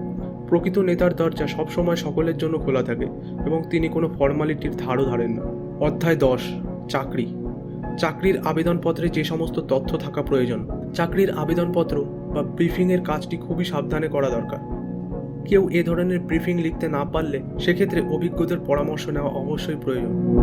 ব্রিফিংয়ে যে সমস্ত তথ্য উল্লেখ থাকার দরকার তা হলো: 1. শিক্ষা। সংক্ষেপে তার সুনির্দিষ্টভাবে উল্লেখ করুন। আপনি কোথায় লেখাপড়া করেছেন এবং কোন বিষয়ে আপনি অনার্স বা MA করেছেন এবং কেন ওই বিষয়কে বেছে নিয়েছেন তাও সংক্ষেপে লিখুন। 2. রেফারেন্স। প্রতিটি বিজনেস ফার্মই পূর্ববর্তী সকল রেকর্ড ইত্যাদি জানতে চায়। আপনি আপনার ব্রিফিংয়ে যেসব ফটোকপি লেটার যোগ করবেন তা হলো: পূর্ববর্তী চাকরিদাতার রেফারেন্স লেটার, আপনি যেসব শিক্ষকের অধীনে কাজ করেছেন তাদের কাছ থেকে চিঠি, বিখ্যাত কোনো ব্যক্তি যাদের রেফারেন্সকে মূল্য দেওয়া হয়, নিজের সদ্য তোলা ছবি আবেদনপত্রের সঙ্গে যোগ করবেন। নির্দিষ্ট কোনো পজিশনের জন্য আবেদন করুন। কখনোই আবেদনপত্রে লিখবেন না যে কোনো একটা পজিশন হলেই চলবে, এর অর্থ আপনার বিশেষ কোয়ালিফিকেশনের অভাব রয়েছে। 5. যে নির্দিষ্ট পজিশনের জন্য আবেদন করছেন তার জন্য আপনার কী কী কোয়ালিফিকেশন বা যোগ্যতা রয়েছে সেই কথা উল্লেখ করুন। আপনি কেন অমুক পজিশনের জন্য নিজেকে যোগ্য মনে করছেন তারও বিস্তারিত ব্যাখ্যা দিন। 6. আবেদনপত্রে বলুন আপনি অমুক পজিশনের জন্য প্রবেশনে কাজ করতে রাজি। আপনি আপনার কাঙ্ক্ষিত পজিশনের জন্য 2-1 সপ্তাহ বা মাসখানেক বিনা পরিশ্রমিকে কাজ করলে আপনার নিয়োগকর্তা বুঝতে পারবেন আপনি আসলে কেমন কাজ জানেন। প্রবেশন পিরিয়ডে কাজ করার ফলে যা ঘটবে তা হলো পজিশনটির জন্য আপনার ক্ষমতা এবং আত্মবিশ্বাস কতটা রয়েছে তা বোঝা যাবে। ট্রায়াল শেষে আপনার আত্মবিশ্বাস আপনার বিষয়ে চাকরিদাতাকে সিদ্ধান্ত নিতে সাহায্য করবে। এই প্রবেশন প্রমাণ করবে ওই পজিশনটি পেতে আপনি কতটা দৃঢ় প্রতিজ্ঞ। 7. আপনি যে প্রতিষ্ঠানের জন্য আবেদন করবেন সেই প্রতিষ্ঠানের বিষয়ে খোঁজ খবর নিন। আবেদন করার আগে প্রতিষ্ঠানটি সম্পর্কে রিসার্চ করুন এবং আবেদনপত্রে ইঙ্গিত দিন আপনি তাদের সম্পর্কে কী জানেন। এতে কী হবে, প্রতিষ্ঠানের কর্মকর্তারা খুশি হবেন। তারা বুঝতে পারবেন আপনার ভেতর কল্পনা শক্তি রয়েছে এবং এই পজিশনটিতে কাজ করতে আপনি সত্যিই ইচ্ছুক। আপনার ব্রিফিং যদি দীর্ঘ হয়ে যায় চিন্তার কিছু নেই। আপনি যেমন নিরাপদ চাকরি খুঁজছেন, চাকরিদাতাও তেমনি যোগ্য আবেদনকারীর সন্ধান করছে। সেসব প্রতিষ্ঠানের কর্ণধারী সফল হন যারা সঠিক কাজের লোককে খুঁজে বের করে থাকেন। আরেকটি কথা মনে রাখবেন, আবেদনপত্র যেন ঝকঝকে তকতকে হয়, কোনো কাটাকুটি না থাকে। অনেক সময় নির্ভুল সুন্দর আবেদনপত্র দেখেই চাকরি প্রার্থীর চাকরি হয়ে যায়, তার ব্যক্তিগত ইন্টারভিউ প্রয়োজন থাকে না। আবেদনপত্র লেখা হলে তা খামে পুড়ে খামের ওপর কোনো আর্টিস্টকে দিয়ে সুন্দরভাবে লিখিয়ে নিন। Brief of the qualification of Robert R Smith, applying for the position of private secretary to the president of the bank company limited. খামের ওপর এই যে পার্সোনাল টাচটি থাকবে তা কিন্তু চাকরিদাতার মনোযোগ আকর্ষণ করবে। তা আমি ভালো কাগজে আবেদন লিখবেন। আবেদনপত্রে কোনো একটি পৃষ্ঠায় আপনার ছবি থাকবে। সফল সেলসম্যানেরা সযত্নে নিজেদেরকে গড়ে তোলে। তারা জানে প্রথমে দর্শনদারি, পরে গুণবিচারী। আপনার আবেদনপত্র একজন সেলসম্যানের মতোই কাজ করবে। আপনার আকাঙ্ক্ষিত পজিশনটি কিভাবে পাবেন? যেই কাজের জন্য দক্ষ সে সেই কাজটি পেলে আনন্দের সঙ্গেই করে। একজন চিত্রকর পেইন্ট নিয়ে কাজ করতে ভালোবাসেন, একজন কারিগর হাত দিয়ে কাজ করতে পছন্দ করেন, একজন লেখক লেখালেখিতে আনন্দিত হয়। তো আপনি যে কাজটি করতে চান সেটি কিভাবে পেতে পারেন তা নিয়ে আলোচনা করা যাক। 1. সবার আগে সিদ্ধান্ত নিন আপনি আসলে কী ধরনের কাজ করতে চাইছেন। সেরকম কাজ না থাকলে আপনি হয়তো সেটা সৃষ্টি করে নিতে পারবেন। 2. আপনি যে প্রতিষ্ঠান বা ব্যক্তির সঙ্গে কাজ করতে চান তা নির্বাচন করুন। 3. আপনি আপনার চাকরিদাতা সম্পর্কে সব রকম খোঁজ খবর নিন, যেমন তার পলিসি, পার্সোনাল এবং এগিয়ে যাওয়ার কতটুকু সুযোগ রয়েছে ইত্যাদি। নিজেকে বিশ্লেষণ করুন, ভেবে নিন আপনি আসলে কী দিতে পারবেন। এই সবের মধ্যে রয়েছে সুযোগ সুবিধা, সেবা, ডেভেলপমেন্ট, আইডিয়া ইত্যাদি। 5. চাকরির কথা ভুলে যান, আমার জন্য কোনো কাজ আছে এই কথাটি বিস্তৃত হয়ে বরং মনোযোগ দিন আপনি কি করতে পারবেন। 6.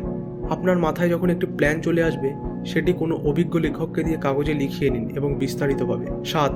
এই কাগজটি যথাযথ ব্যক্তির সমীপে পেশ করুন, বাকিটা তিনিই করবেন। প্রতিটি কোম্পানি সেরকম লোক খোঁজেন যে মূল্যবান কিছু দিতে পারে, হোক সে আইডিয়া বা অন্য কিছু। কোম্পানির উপকারে আসবে এমন কোনো পরিকল্পনা যদি কেউ কাজে লাগাতে পারে তাহলে সেই ব্যক্তির জন্য প্রতিটি কোম্পানিতেই ঘর খালি থাকে। এভাবে কাজ করতে গেলে হয়তো কয়েকদিন বা কয়েক সপ্তাহ পরিশ্রম লেগে যেতে পারে, তবে এর ফলে স্বল্প বেতনে দীর্ঘ পরিশ্রমের কবল থেকে রক্ষা পাওয়া যাবে। আপনার QQS রেটিং কেমন? QQS মানে হলো কোয়ালিটি, কোয়ান্টিটি এবং স্পিরিট। সেবায় কোয়ালিটি আপনাকে কবজায় রাখতেই হবে, আর কোয়ান্টিটি বা কাজের পরিমাণ বৃদ্ধির কোনো বিকল্প নেই। আর স্পিরিট হলো কোম্পানির সকলে মিলে কাজ করার স্পৃহা এবং গতি। মার্কেটে আপনি যে সার্ভিস দিচ্ছেন তাতে কেবল কোয়ালিটি এবং কোয়ান্টিটি মেনটেন করলেই চলবে না, স্পিরিটেরও যথেষ্ট প্রয়োজন রয়েছে। অ্যান্ড্রু কার্নেগি তার ব্যবসায় 3টি জিনিস নিয়মিত অনুসরণ করতেন। তিনি বলতেন তিনি তার কোম্পানিতে সেই রকম লোক রাখেন না যে কিনা সবার সঙ্গে মিলেমিশে কাজ করতে পারেন না। অর্থাৎ এখানেও সেই স্পিরিটেরই প্রশ্ন। ওই লোক যতই কোয়ালিটি সম্পন্ন হোক বা প্রচুর কাজ করুক, সে কোম্পানির ঐক্যতান বজায় রাখতে না পারলে তিনি তাকে দিয়ে আর কাজ করাবেন না। একটি কোম্পানিতে 10 মিলে স্বতঃস্ফূর্তভাবে কাজ করতে হয়, আর এটাই হলো যথার্থ স্পিরিট বা গতি। একজন লোক তার ব্যক্তিত্ব দিয়ে যদি সকলকে মুগ্ধ করতে পারে, তার কারণে কোম্পানিটিতে একটি ছন্দ বা সুর তৈরি হয়। সেই মানুষের কোয়ালিটি বেশি নাও যদি হয় এবং তার কাজের কোয়ান্টিটি আশানুরূপ না হলেও ওই স্পিরিটের দৌলতেই এই খামতি দুটো কিন্তু পূরণ হয়ে যায়। একটা কথা মনে রাখবেন, সুমধুর আচরণ ছাড়া কোনো কিছুই সফল হয় না। ব্যর্থতার 30টি কারণ, এই কারণগুলির কয়েকটি আপনাকে পিছিয়ে রাখছে। জীবনের সবথেকে বড় ট্র্যাজেডি হলো পুরুষ এবং নারী প্রাণপণে চেষ্টা করেও ব্যর্থ হয়, আর সফল মানুষদের চেয়ে ব্যর্থদের সংখ্যাই বেশি। আমি হাজার হাজার মানুষের সঙ্গে কথা বলেছি, যাদের মধ্যে শতকরা 98% নারী পুরুষ বলেছেন তারা ব্যর্থ হয়েছেন। এই সভ্যতা এবং শিক্ষা ব্যবস্থায় এমন কিছু গলদ রয়েছে যার জন্য 98% মানুষকে ব্যর্থতার স্বাদ পেতে হয়। তবে আমি এই বইতে পৃথিবীর ভুল এবং ঠিক নিয়ে কথা বলতে বসিনি। সেরকম কিছু লিখতে গেলে সেই বইটির আকার এর চেয়ে অত্যন্ত 100 গুণ বেশি বড় হয়ে যাবে। আমি বিশ্লেষণ করে দেখেছি মানুষের ব্যর্থতার পেছনে অন্তত 30টি কারণ রয়েছে, আর সম্পদ গড়ে তোলার জন্য রয়েছে 13টি পদক্ষেপ। এই অধ্যায়ে ব্যর্থতার জন্য প্রধানত দায়ী সেই 30টি কারণ সম্পর্কে সংক্ষেপে আলোচনা করা হলো। দেখুন আপনার সফলতা এবং ব্যর্থতার মাঝে এসব কারণের কতগুলো দায়ী। 1. প্রতিকূল বংশানুক্রমী ব্যাকগ্রাউন্ড। কিছু মানুষ আছে যারা স্বল্প বুদ্ধি নিয়ে জন্মগ্রহণ করে, এজন্য অনেক সময় প্রতিকূল বংশানুক্রমিক ব্যাকগ্রাউন্ড কাজ করে থাকে। এটি ব্যর্থতার অন্যতম কারণ হিসাবে বিবেচিত। এই ব্যর্থতার কারণ সহজে শোধরাবার নয়। 2. জীবনের সুসংজ্ঞায়িত উদ্দেশ্যের অভাব। যে মানুষের জীবনে কোনো নির্দিষ্ট উদ্দেশ্য বা লক্ষ্য নেই, তার জীবনে সাফল্যের আশা করা বাতুলতা মাত্র। আমি বিশ্লেষণ করে দেখেছি 100 জন মানুষের মধ্যে 98 জনেরই জীবনে কোনো সুনির্দিষ্ট লক্ষ্য বা উদ্দেশ্য ছিল না। 3. মাঝারি মানের ওপর উচ্চাকাঙ্ক্ষার লক্ষ্য করার অভাব। যে মানুষ মাঝারি মানের ওপর নিজের উচ্চাকাঙ্ক্ষার লক্ষ্য নির্দিষ্ট করতে পারে না, তার কাছ থেকে আমরা বিশেষ কিছু আশাও করতে পারি না। 4. অপর্যাপ্ত শিক্ষা। অপর্যাপ্ত শিক্ষা সাফল্যের পথে প্রতিবন্ধকতা তৈরি করতে পারে বটে, তবে এই অসুবিধাটি সহজেই জয় করা যায়। অভিজ্ঞতা বলে সেরা শিক্ষিত মানুষদের বেশিরভাগটাই স্বশিক্ষিত। 5. আত্মশৃঙ্খলার অভাব। শৃঙ্খলা আসে আত্মনিয়ন্ত্রণের মাধ্যমে। এর মানে হলো একজন মানুষকে সমস্ত নেতিবাচক দোষগুলোকে নিয়ন্ত্রণ করতে জানতে হবে। আশপাশ নিয়ন্ত্রণ করার আগে নিজেকে নিয়ন্ত্রণ করুন। নিজেকে নিয়ন্ত্রণ করা কিন্তু খুবই কঠিন কাজ। নিজেকে জয় করতে না পারলে অন্যরা আপনাকে নিয়ন্ত্রণ করবে। আয়নার সামনে দাঁড়ালেই আপনি চিনতে পারবেন কি আপনার সবথেকে বড় বন্ধু আর কি প্রধানতম শত্রু। 6. দুর্বল স্বাস্থ্য। সুস্বাস্থ্য ছাড়া কেউই সাফল্য উপভোগ করতে পারে না। দুর্বল স্বাস্থ্যের জন্য নানা কারণ দায়ী, যেমন স্বাস্থ্যের জন্য উপযোগী নয় সেই রকম খাদ্যের অতিরিক্ত গ্রহণ, সবসময় নেতিবাচক চিন্তা, অতিরিক্ত সেক্স করা, সঠিক শারীরিক অনুশীলনের অভাব, তাজা বাতাস গ্রহণ থেকে বঞ্চিত থাকা। 7. শৈশবে প্রতিকূল পরিবেশের মাঝে বেড়ে ওঠা। যে সমস্ত মানুষের মধ্যে অপরাধ প্রবণতা বেশি থাকে, দেখা যায় তাদের বেশিরভাগেরই শৈশব কেটেছে প্রতিকূল অস্বাস্থ্যকর পরিবেশের মাঝে, আর তারা ছোটবেলায় ভালো বন্ধুও পায়নি। 8. দীর্ঘসূত্রতা বা কোনো কাজের গড়িমসি করা। এটি ব্যর্থতার অন্যতম কারণ। কাজে গড়িমসি করতে গিয়ে অনেকেই সফল হওয়ার সুযোগ হারায়। আমরা অনেকেই ব্যর্থ হই কারণ আমরা কোনো কিছু শুরু করার জন্য কবে সঠিক সময় আসবে সেটির জন্য হাঁ করে বসে থাকি। অপেক্ষা করবেন না, যেখানে দাঁড়িয়ে আছেন সেখান থেকেই শুরু করে নিন। হাতে যা আছে তাই নিয়েই নেমে পড়ুন কাজে। কাজ করতে করতে বা এগোতে এগোতে দেখবেন আপনার যা যা প্রয়োজন তা এসে গেছে আপনার হাতে। 9. ধৈর্যের অভাব। আমরা অনেকেই শুরু করি মহা উৎসাহে, কিন্তু শেষটা আর করতে পারি না, কারণ ধৈর্যের অভাব। ধৈর্যের বিকল্প আর কিছুই নেই। 10. নেতিবাচক ব্যক্তিত্ব। নেতিবাচক ব্যক্তিত্বের অধিকারীরা কখনো সফল হতে পারে না। যারা মানুষের সঙ্গে সদাচরণ করে না তারা ব্যর্থ মানুষ। সফলতা আসে শক্তির মাঝ দিয়ে, আর এই শক্তি মেলে অন্যদেরকে সাহায্য এবং সহযোগিতার মাধ্যমে। নেতিবাচক ব্যক্তিত্বরা কখনো কারোর জন্য সহযোগিতার হাত বাড়িয়ে দেয় না। 11. নিয়ন্ত্রিত যৌন আকাঙ্ক্ষার অভাব। অ্যাকশনে যাওয়ার আগে সেক্স এনার্জি খুবই দরকার। এটি অত্যন্ত শক্তিশালী একটি আবেগ। একে অবশ্যই নিয়ন্ত্রণ করে অন্যান্য কাজে লাগাতে হবে। 12. সামথিং ফর নাথিং এর অনিয়ন্ত্রিত আকাঙ্ক্ষা।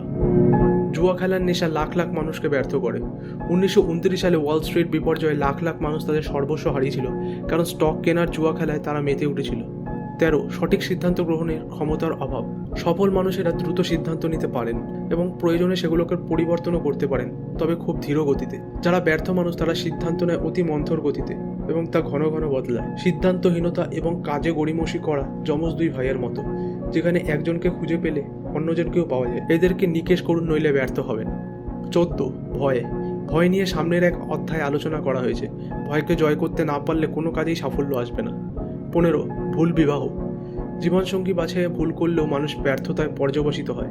বিয়ের বন্ধন দুইজন মানুষকে খুব কাছে নিয়ে আসে, কিন্তু এ বন্ধনে যদি সুর স্বাচ্ছন্দ্য না থাকে তাহলে ব্যর্থতা তো আসবেই। ভুল বিবাহ সংসারে ডেকে আনে দুঃখ, দুর্দশা এবং অসুখী পরিবেশ। এটি সমস্ত আকাঙ্ক্ষা ধ্বংস করে দিতে পারে। 16, অতিরিক্ত সতর্কতা। যে লোক জীবনে ঝুঁকি নিতে পারেন না তাকে দিয়ে কিছুই হবে না। সব কিছুতেই অতিরিক্ত সতর্কতা থাকা সুলক্ষণ নয়। জীবনের প্রতিটি পদক্ষেপে ঝুঁকি থাকবেই, একে মেনে নিয়েই এগোতে হবে। 17, ব্যবসায় ভুল সহযোগীর বাছাই। ব্যবসায় মার খাওয়ার জন্য এটি বিরাটভাবে দায়ী। এমন কোনো মানুষকে পার্টনার করা উচিত নয়। এমন কোনো মানুষকেই পার্টনার করা উচিত যে হতে পারে আপনার জন্য অনুপ্রেরণা, যে হবে বুদ্ধিমান এবং সফল একজন মানুষ। আপনার সমকক্ষ হতে পারবে এমন কাউকে ব্যবসায়ী সহযোগী হিসাবে বাছাই করুন। 18, কুসংস্কার আসলেই একটি ভয়ের রূপ। এটি অজ্ঞতার পরিচয় বহন করে। যারা সফল হয় তাদের মন থাকে কুসংস্কার মুক্ত এবং তারা কোনো কিছুতেই ভয় পায় না। 19, ভুল পেশা বাছাই। যে লোক যে কাজ পছন্দ করে না সেই পেশা যদি গড়ে তুলতে চায় তাহলে সে সফল হয় না। আপনাকে এমন কোনো পেশা বেছে নিতে হবে যাতে মন প্রাণ লাগিয়ে আপনি কাজ করতে পারেন। 20, কাজে অমনোযোগ। সব জানতারা এমন ভাব করে তারা যেন সব জানে এবং সব কাজ পারে। আপনি বরং শুধু একটি কাজেই আপনার সকল মনোযোগ কেন্দ্রীভূত করুন। 21, অহেতুক খরচ। যাদের অহেতুক খরচ করার প্রবণতা রয়েছে তারা জীবনে সফল হতে পারে না। যা আয় করবেন তার কিছুটা সঞ্চয় করার চেষ্টা করুন। 22, উৎসাহের অভাব থাকলে একজন মানুষ কি করে কাজ করবে? উৎসাহ জিনিসটি সংক্রামক। যার ভেতরে এই গুণটি রয়েছে তাকে সবাই নিজেদের দলে পেতে চায়। 23, অসহিষ্ণুতা মানেই হলো জ্ঞান অর্জনে অনীহা। ধর্ম, বর্ণ এবং রাজনৈতিক মতভেদের মধ্যে সবথেকে ক্ষতিকর এই উপাদানটি বিরাজমান। 24, অসংযমী। যারা পেটুক, মদ্যপ এবং যৌন সম্পর্কে কোনো বাছবিছান নেই তারা অসংযমী। এইসব বিষয়গুলো খুব বেশি প্রশ্রয় দিলে তা সাফল্যের পথে অন্তরায় হয়ে দাঁড়ায়। 25, নিজের চেষ্টায় যে ক্ষমতা অর্জিত হয় না। সম্পদশালী বাবা মায়ের সন্তানরা এই ক্যাটাগরিভুক্ত, যারা উত্তরাধিকার সূত্রে টাকা পয়সা পেয়ে যথেচ্ছভাবে উড়িয়ে দেয়। যারা কোনো রকম পরিশ্রম ছাড়াই ক্ষমতা হাতে পেয়ে যায় তারা প্রায়ই অসফল হয়ে ওঠে। হঠাৎ ধনী হয়ে যাওয়া দারিদ্র্যের থেকে বিপজ্জনক। 26, অন্যদেরকে সহযোগিতা করার মনোভাবের অভাব। বহু লোক তাদের জীবনের অবস্থান এবং বড় বড় সুযোগ হারিয়ে ফেলে নিজেদের দোষেই, কারণ তাদের ভেতরে অন্যদেরকে সহযোগিতা করার মনোভাবের বড্ড অভাব। এই দোষে দোষীজনকে কোনো ব্যবসায়ী কিংবা অন্য কেউ মেনে নেবেন না। 26, অসততার মনোভাব। সততার বিকল্প নেই। অনেকেই পরিস্থিতি এবং পরিবেশের চাপে পড়ে অসৎ হয়ে যায়। এতে অবশ্য সমাজের বড় ধরনের ক্ষতি হয় না, কিন্তু যে মানুষ জন্মগতভাবেই অসৎ, অর্থাৎ সবসময় ইচ্ছাকৃতভাবে অসততার আশ্রয় নেয়, তার জন্য আসলে কোনো আলোই নেই। এর ফলে তাকে শেষ পর্যন্ত ভোগ করে যেতে হয়। সে তার সুখ্যাতি হারিয়ে ফেলে, এমনকি স্বাধীনতা থেকেও সে বিচ্ছিন্ন হয়ে পড়ে। 28, অহংবোধ থাকলে জীবনে সফল হওয়া যায় না। সাফল্যের পথে ইগো প্রবলেম একটা বহুত বড় প্রবলেম। 29, ভাবনা চিন্তার বদলে শুধু অনুমান করতে থাকা। বেশিরভাগ মানুষই বড্ড অলস। তারা চিন্তা ভাবনা করে ফ্যাক্টস অর্জনের বদলে শুধুমাত্র অনুমান করতে ভালোবাসে। 30, পুঁজির অভাব। যারা জীবনে প্রথমবার ব্যবসায় নামতে যায় তাদের ব্যর্থ হওয়ার সাধারণ একটি কারণ হলো পুঁজির অভাব। পুঁজিতে ঘাটতি থাকলে এ ভুলের শোক সহ্য করা বেশ কঠিনই হয়ে পড়ে। এই যে 30টি ব্যর্থতার কারণ বলা হলো, এগুলো নিয়ে চিন্তা ভাবনা করে দেখুন এর মধ্যে কোন কোন কারণ আপনার ব্যর্থতার জন্য দায়ী। বিশ্লেষণটি একাই করুন। বেশিরভাগ মানুষই অন্যরা যেভাবে দোষ খুঁজে পায় তা নিজেরা পায় না। সক্রেটিস বলে গেছেন, নিজেকে জানো। আপনি যদি মার্কেটে সফলভাবে পণ্য সরবরাহ করতে চান তাহলে আগে ওই পণ্যটিকে ভালোভাবে চিনুন, বুঝুন। মার্কেটিং বা বাজারজাত কীভাবে করবেন তাও জানতে হবে। নিজেকে জানার জন্য আত্মবিশ্লেষণমূলক প্রশ্ন। 1, আমি এবছরের জন্য যে লক্ষ্য স্থির করেছিলাম তা কি পেয়েছি? 2, আমি যে সেবা দিতে সফল সেরকম সেবা কি দিতে পেরেছি, কিংবা এই সেবার কোনো অংশের কি উন্নয়ন ঘটাতে পেরেছি? 3, আমি যতটুকু করতে সক্ষম সেই পরিমাণ সার্ভিস কি দিয়েছি? 4, আমার আচরণ কি সর্বদা সুরছন্দময় এবং সহযোগিতামূলক ছিল? 5, কাজে গড়িমসি করার কারণে কি আমার দক্ষতা হ্রাস পেয়েছে এবং পেলেও সেটা কতটুকু? 6, আমি কি আমার ব্যক্তিত্বের উন্নয়ন ঘটাতে পেরেছি, পারলেও সেটা কতটুকু? 7, আমি আমার কাজ শেষ করার জন্য কি লেগেছিলাম? 8. আমি কি সব কিছুতেই সঠিক সিদ্ধান্ত নিতে পেরেছি? 9. ভয়ের 6টি মূল ভিত্তির কারণ কি আমার কাজে দক্ষতার হ্রাস করেছে? 10. আমি কি অতিরিক্ত সতর্ক কিংবা অসতর্ক ছিলাম? 11. আমার সহযোগীদের সঙ্গে আমার সম্পর্ক কি ভালো ছিল নাকি মন্দ ছিল? যদি মন্দ থাকে তবে কি দোষটা তাদের নাকি পুরোটাই আমার? 12. মনোযোগের অভাব কি আমার শক্তির অপচয় ঘটিয়েছে? 13. আমি কি সকল বিষয়ে খোলা মন এবং ধৈর্যের পরিচয় দিয়েছি? 15. আমি কি আমার কোনো অভ্যাসে অসংযমের পরিচয় দিয়েছি? 16. আমি কি প্রকাশ্যে কিংবা গোপনে আমার অহংকার প্রকাশ করেছি? 17. আমি আমার সহযোগীদের সঙ্গে কি এমন কোনো আচরণ করেছি যাতে তারা আমাকে অসম্মান প্রদর্শন করছে? 18. আমার মতামত এবং সিদ্ধান্তগুলো কি অনুমান ভিত্তিক ছিল নাকি চিন্তাভাবনা ও বিশ্লেষণের ফসল ছিল? 19. আমি কি আমার সময় এবং খরচ এবং উপার্জন বাজেট করে চলার অভ্যাসটি অনুসরণ করছি নাকি এসব বাজেটের বিষয়ে রক্ষণশীল ছিলাম? 20. আমি বেহুদা কাজে কতটা সময় নষ্ট করেছি যেটা অন্য কাজে ব্যয় করলে হয়তো অনেক বেশি লাভবান হতে পারতাম? 21. আমি আমার সময় আবার নতুন করে বাজেট করব যাতে সামনের বছরটিতে আরও দক্ষতার সঙ্গে চালিত করতে পারি। 22. আমি কি এমন কোনো কাজ করে অপরাধ বোধে ভুগছি যাতে আমার বিবেকে সায় ছিল না? 23. আমি কি কারোর সঙ্গে অসদাচরণ করেছি? করলেও কিভাবে? 24. আমি কি সঠিক পেশায় রয়েছি? যদি না থাকি তবে কেন নেই? 25. সাফল্যের মৌলিক সূত্রগুলোতে আমার বর্তমান রেটিং কোথায়? এই লেখাটি পড়ার পর আপনি আপনার ব্যক্তিগত কাজ কিভাবে মার্কেটিং করবেন তার একটি বাস্তবসম্মত পরিকল্পনা করে ফেলুন। এই অধ্যায়ে পার্সোনাল সার্ভিস বিক্রির পরিকল্পনার কথা বলা হয়েছে। কিভাবে নেতৃত্ব অর্জন করা যায় তার ইঙ্গিত দেওয়া হয়েছে। নেতৃত্বে ব্যর্থতার কারণগুলো সম্পর্কেও আলোচনা করা হয়েছে। জীবনে কেন আপনি ব্যর্থ হচ্ছেন তার মূল কারণগুলোও সংক্ষেপে আলোচনা করা হয়েছে। কিভাবে আত্মবিশ্লেষণ করবে সে বিষয়েও ইঙ্গিত দেওয়া হয়েছে। পার্সোনাল সার্ভিস মার্কেটিং করে যারা ধনী হতে চায় তাদের এই বিশ্লেষণগুলো খুবই কাজে লাগবে। যারা সব খুইয়েছেন এবং যারা মাত্রই শুরু করতে যাচ্ছেন এরা সকলেই এই লেখাটি পড়ে উপকৃত হবেন আশা করা যায়। অধ্যায় 11, সিদ্ধান্ত। ধনী হওয়ার 7ম পদক্ষেপ। 25,000 নারী পুরুষকে নিয়ে নিখুঁত বিশ্লেষণের শেষে এই তথ্যটি বেরিয়ে আসে যে ব্যর্থতার জন্য দায়ী যে প্রধান 30টি কারণে তালিকা করা হয়েছে তার মধ্যে অন্যতম হলো সিদ্ধান্তের অভাব। সিদ্ধান্তের অপর পিঠ হলো কোনো কাজ করতে গড়িমসি করা। সকল মানুষেরই প্রয়োজন এই সাধারণ শত্রুটিকে পরাজিত করা। এই বইটি পড়া শেষ হলে আপনি সুনির্দিষ্ট এবং দ্রুত সিদ্ধান্ত গ্রহণের সামর্থ্য অর্জন করতে পারলেন কিনা তার একটা পরীক্ষা করার সুযোগ পাবেন। শত শত সফল মানুষ যারা $1 মিলিয়ন আয় করছেন তাদেরকে বিশ্লেষণ করতে গিয়ে একটি তথ্য বেরিয়ে এসেছে, আর তা হলো এরা সকলেই দ্রুত সিদ্ধান্ত নিতে জানতেন এবং এই সিদ্ধান্ত যদি তাদের বদল করতে হতো তাহলে তারা সেটি করতেন অত্যন্ত ধীরে সুস্থে। যারা টাকা আয় করতে ব্যর্থ হয় তারা সিদ্ধান্তে পৌঁছায় অতি মন্থর গতিতে এবং তারা সিদ্ধান্ত বদলে ফেলে বিদ্যুতের গতিতে। হেনরি ফোর্ডের অন্যতম একটি গুণ ছিল তিনি দ্রুত এবং সুনির্দিষ্টভাবে সিদ্ধান্ত গ্রহণ করতেন এবং সেগুলো পরিবর্তনের দরকার হলে কাজটি করতেন রয়েস হয়ে। আর এতে তিনি অত্যন্ত সংকল্পবদ্ধ থাকতেন বলে সকলে তাকে জিদ্দি এবং একগুঁয়ে বলে সম্বোধন করত। তিনি গাড়ি তৈরি শুরু করেন টি মডেল দিয়ে। অনেকেই তাকে এই মডেল বদলাতে বলেছিল কিন্তু তিনি কখনো কারোর কথায় কান দেননি। বেশিরভাগ মানুষই তাদের প্রয়োজন অনুযায়ী অর্থ উপার্জনে ব্যর্থ হয়। এর কারণ তারা অন্যদের সিদ্ধান্ত দ্বারা প্রভাবিত হয়। আপনি যদি অপরের সিদ্ধান্ত দ্বারা চালিত হন তাহলে জীবনে উন্নতি করতে পারবেন না, কারণ অপরের দ্বারা চালিত হওয়ার মানে হলো আপনার নিজের কোনো আকাঙ্ক্ষা নেই। আপনি আপনার মাস্টারমাইন্ড গ্রুপ ছাড়া অন্য কারোর কথা শুনবেন না। আর এই দলটি নির্বাচনে অত্যন্ত সতর্ক থাকতে হবে। শুধু তাদেরকেই বাছাই করবেন যারা আপনার উদ্দেশ্যের প্রতি সহানুভূতিশীল এবং সমর্থক। বন্ধু হোক বা আত্মীয় স্বজন, এরা প্রায়ই অন্যের ওপর হাস্যকর সব মতামত চাপিয়ে দেওয়ার চেষ্টা করে। হাজার হাজার নারী পুরুষ হীনম্মন্যতাকে সঙ্গী করে চলে কারণ কোনো অজ্ঞ ব্যক্তি তার ওপর হাস্যকর মতামত চাপিয়ে দিয়ে তার আত্মবিশ্বাসটাকেই ধ্বংস করে দিয়েছে। আপনার একটি মস্তিষ্ক আছে এবং সেটি একান্তই আপনার নিজস্ব। এই মস্তিষ্কটি ব্যবহার করে নিজেই নিজের সিদ্ধান্ত নিন। আপনার যদি অন্য কারোর কাছ থেকে তথ্য নেওয়ার প্রয়োজন হয় যা আপনাকে আপনার সিদ্ধান্ত গ্রহণে সাহায্য করবে, তথ্যগুলো নিয়ে নিন, তবে কাউকে কিন্তু আপনার উদ্দেশ্যের কথা বলতে যাবেন না। অনেকে ভান করে তারা অনেক কিছু জানে। আপনি আপনার চোখ কান খোলা রাখবেন, তবে মুখখানা বন্ধ রাখবেন যদি কিনা সঠিক সিদ্ধান্ত নিতে চান। যারা বেশি কথা বলে তারা কাজ করে কম। আপনি শুনবার চেয়ে যদি কথাই বেশি বলেন তাহলে প্রয়োজনীয় জ্ঞানার্জন থেকে আপনি শুধু নিজেকে বঞ্চিতই রাখবেন না, আপনার পরিকল্পনা এবং উদ্দেশ্যগুলো অপরের কাছে ফাঁস করে দেবেন। আর এরা আপনাকে আনন্দের সঙ্গে পরাজিত করতে চাইবে কারণ এরা আপনাকে ঈর্ষা করে। মনে রাখবেন, আপনি একজন জ্ঞানী গুণী লোকের সামনে বকবক করতে থাকলে হয় প্রমাণ হবে আপনি প্রচুর জানেন অথবা কিছুই জানেন না। প্রকৃত জ্ঞান প্রদর্শন করতে হয় বিনয় এবং নীরবতার মাঝে। একটি কথা মনে রাখবেন, আপনি যে লোকের সঙ্গে কথা বলছেন সে নিজেও কিন্তু ধনী হবার উপায় খুঁজছে।